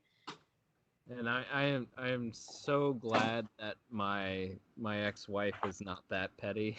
Yeah. If my ex-wife were that petty, then I would definitely have a lot more empathy in your situation. But the biggest thing Good is lesson learned for me. Let's say that. so really when you look at it, they're two desperate people. One's desperate for money, the other's desperate for affection, and they're both desperate for attention. Yeah. So they actually make quite the retarded couple. Right. I hope right. they don't breed. I hope they don't breathe either. But Is Mindy but they're also- naked? I care about making America She has great to be, again. I right? care about the positive and working together. He's stealing campaign funds. And Yeah. one thing I forgot to mention, just in case people thought you were making this all up, he's convicted of stalking his ex-wife. He Yes. put a tracker on her car on Valentine's Day night and she like, played it off like, oh, it's a case that got stolen. On Valentine's Day, if there is one night of the year you wanted to know where your ex-wife was going, it's probably going to be that night. And he's convicted. He's on probation. I don't know if he still is, but if he is and he gets hit with this TRO, he's got some big problems. Yeah, he went to jail for that for a day. He took anger management classes with all of that. And then, you know, and her testimony, her restraining order is stacked on the bottom of mine. And there's also evidence that he told several people, including myself, that he hired someone to hack into my phone to send him all the data of my phone, pictures, messages, phone call logs, and to be able to track me. And it just makes me feel so sick knowing that I was living with this situation, you know. I mean, I wasn't living with him by any means, but just that I had someone that was just tracking me and spying on me like this. It's disgusting. It's disgusting. It's a level of pettiness that, to be honest with you, I can't fathom. I can't fathom being so infatuated with a woman that I want to put a fucking tracker on her vehicle, track her phone, and then show up at a bar full of alpha dudes that could literally kick the shit out of me and cause a scene. Right. I'm trying to just like mentally process this, and maybe Omar should have never went to DC. Oh, and he I've been stalked. I've had to get a TRO. When someone's following you in your car, what's a TRO? The restraining order? 300 messages a day. You know, when someone is doing crazy stuff, right. And then he was a lawyer, and the judge took leniency. I proved he perjured himself 3 times. They still only gave me an extended temporary restraining order. That's a big issue with, like, what are my rights? Forget me too, and oh, you shook my hand too hard or went in for a kiss. There are women that are being legitimately stalked and harassed. Yeah. And we really don't have an outlet, especially in California, where I'm not allowed to carry my pistol that I would normally have in my residence in Nevada. So here I am in a county that does, or a state that doesn't favor women when it comes to stalking and harassing, even when you prove it up and down the street, and will not allow me to carry a weapon to protect myself. These are huge issues, and I think that's the bigger picture in all of this. I mean, Omar is a crook. We know that. We can prove it. I don't think he's going to get much further. I hope him and Slate get together. I'd love to see who robs who first. Yeah. But I think at the end of the day, the real issue is this guy's got a real big problem, and he's not going to stop. I mean, that's not the kind of person he is. He doesn't stop. He's still going to show up to things, and you're always going to have to take preventative actions that he doesn't. Yeah, you're right. For the rest of your life.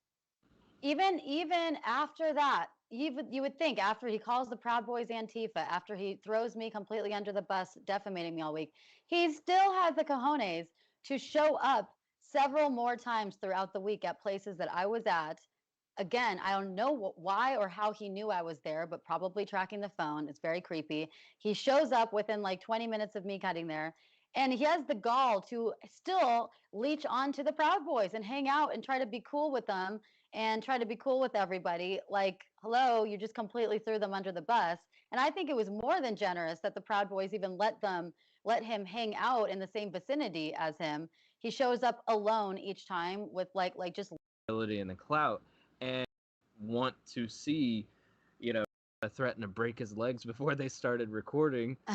We'll say that. Yeah, but I sent him, it's so inexcusable. I was on the phone practically crying to Will and explaining what happened. I sent him so many screenshots of Omar's text to me, threatening me, blackmailing me. They don't care. Which is a bunch of stuff, and you're like there's something funny. And gotten through last week. I mean, it was honestly like, I really, really am grateful for the Proud Boys and 120 guys from all over the country, and literally this guy almost ran this fucker down.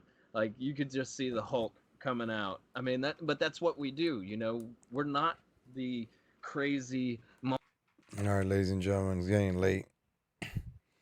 Thank you for tuning in. Appreciate it.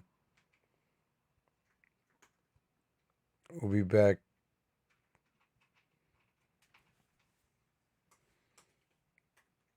Thank you, Cisco, with the super chat. Sophia, appreciate it.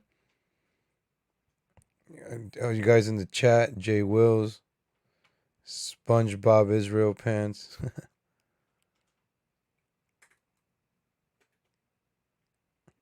Guys, have a good night. Sorry for the cold ending. I'm just freaking tired. Right? Thank you, guys. Later, Johnny Boston. Later, Blues Dolls in the chat. Who else is in the chat?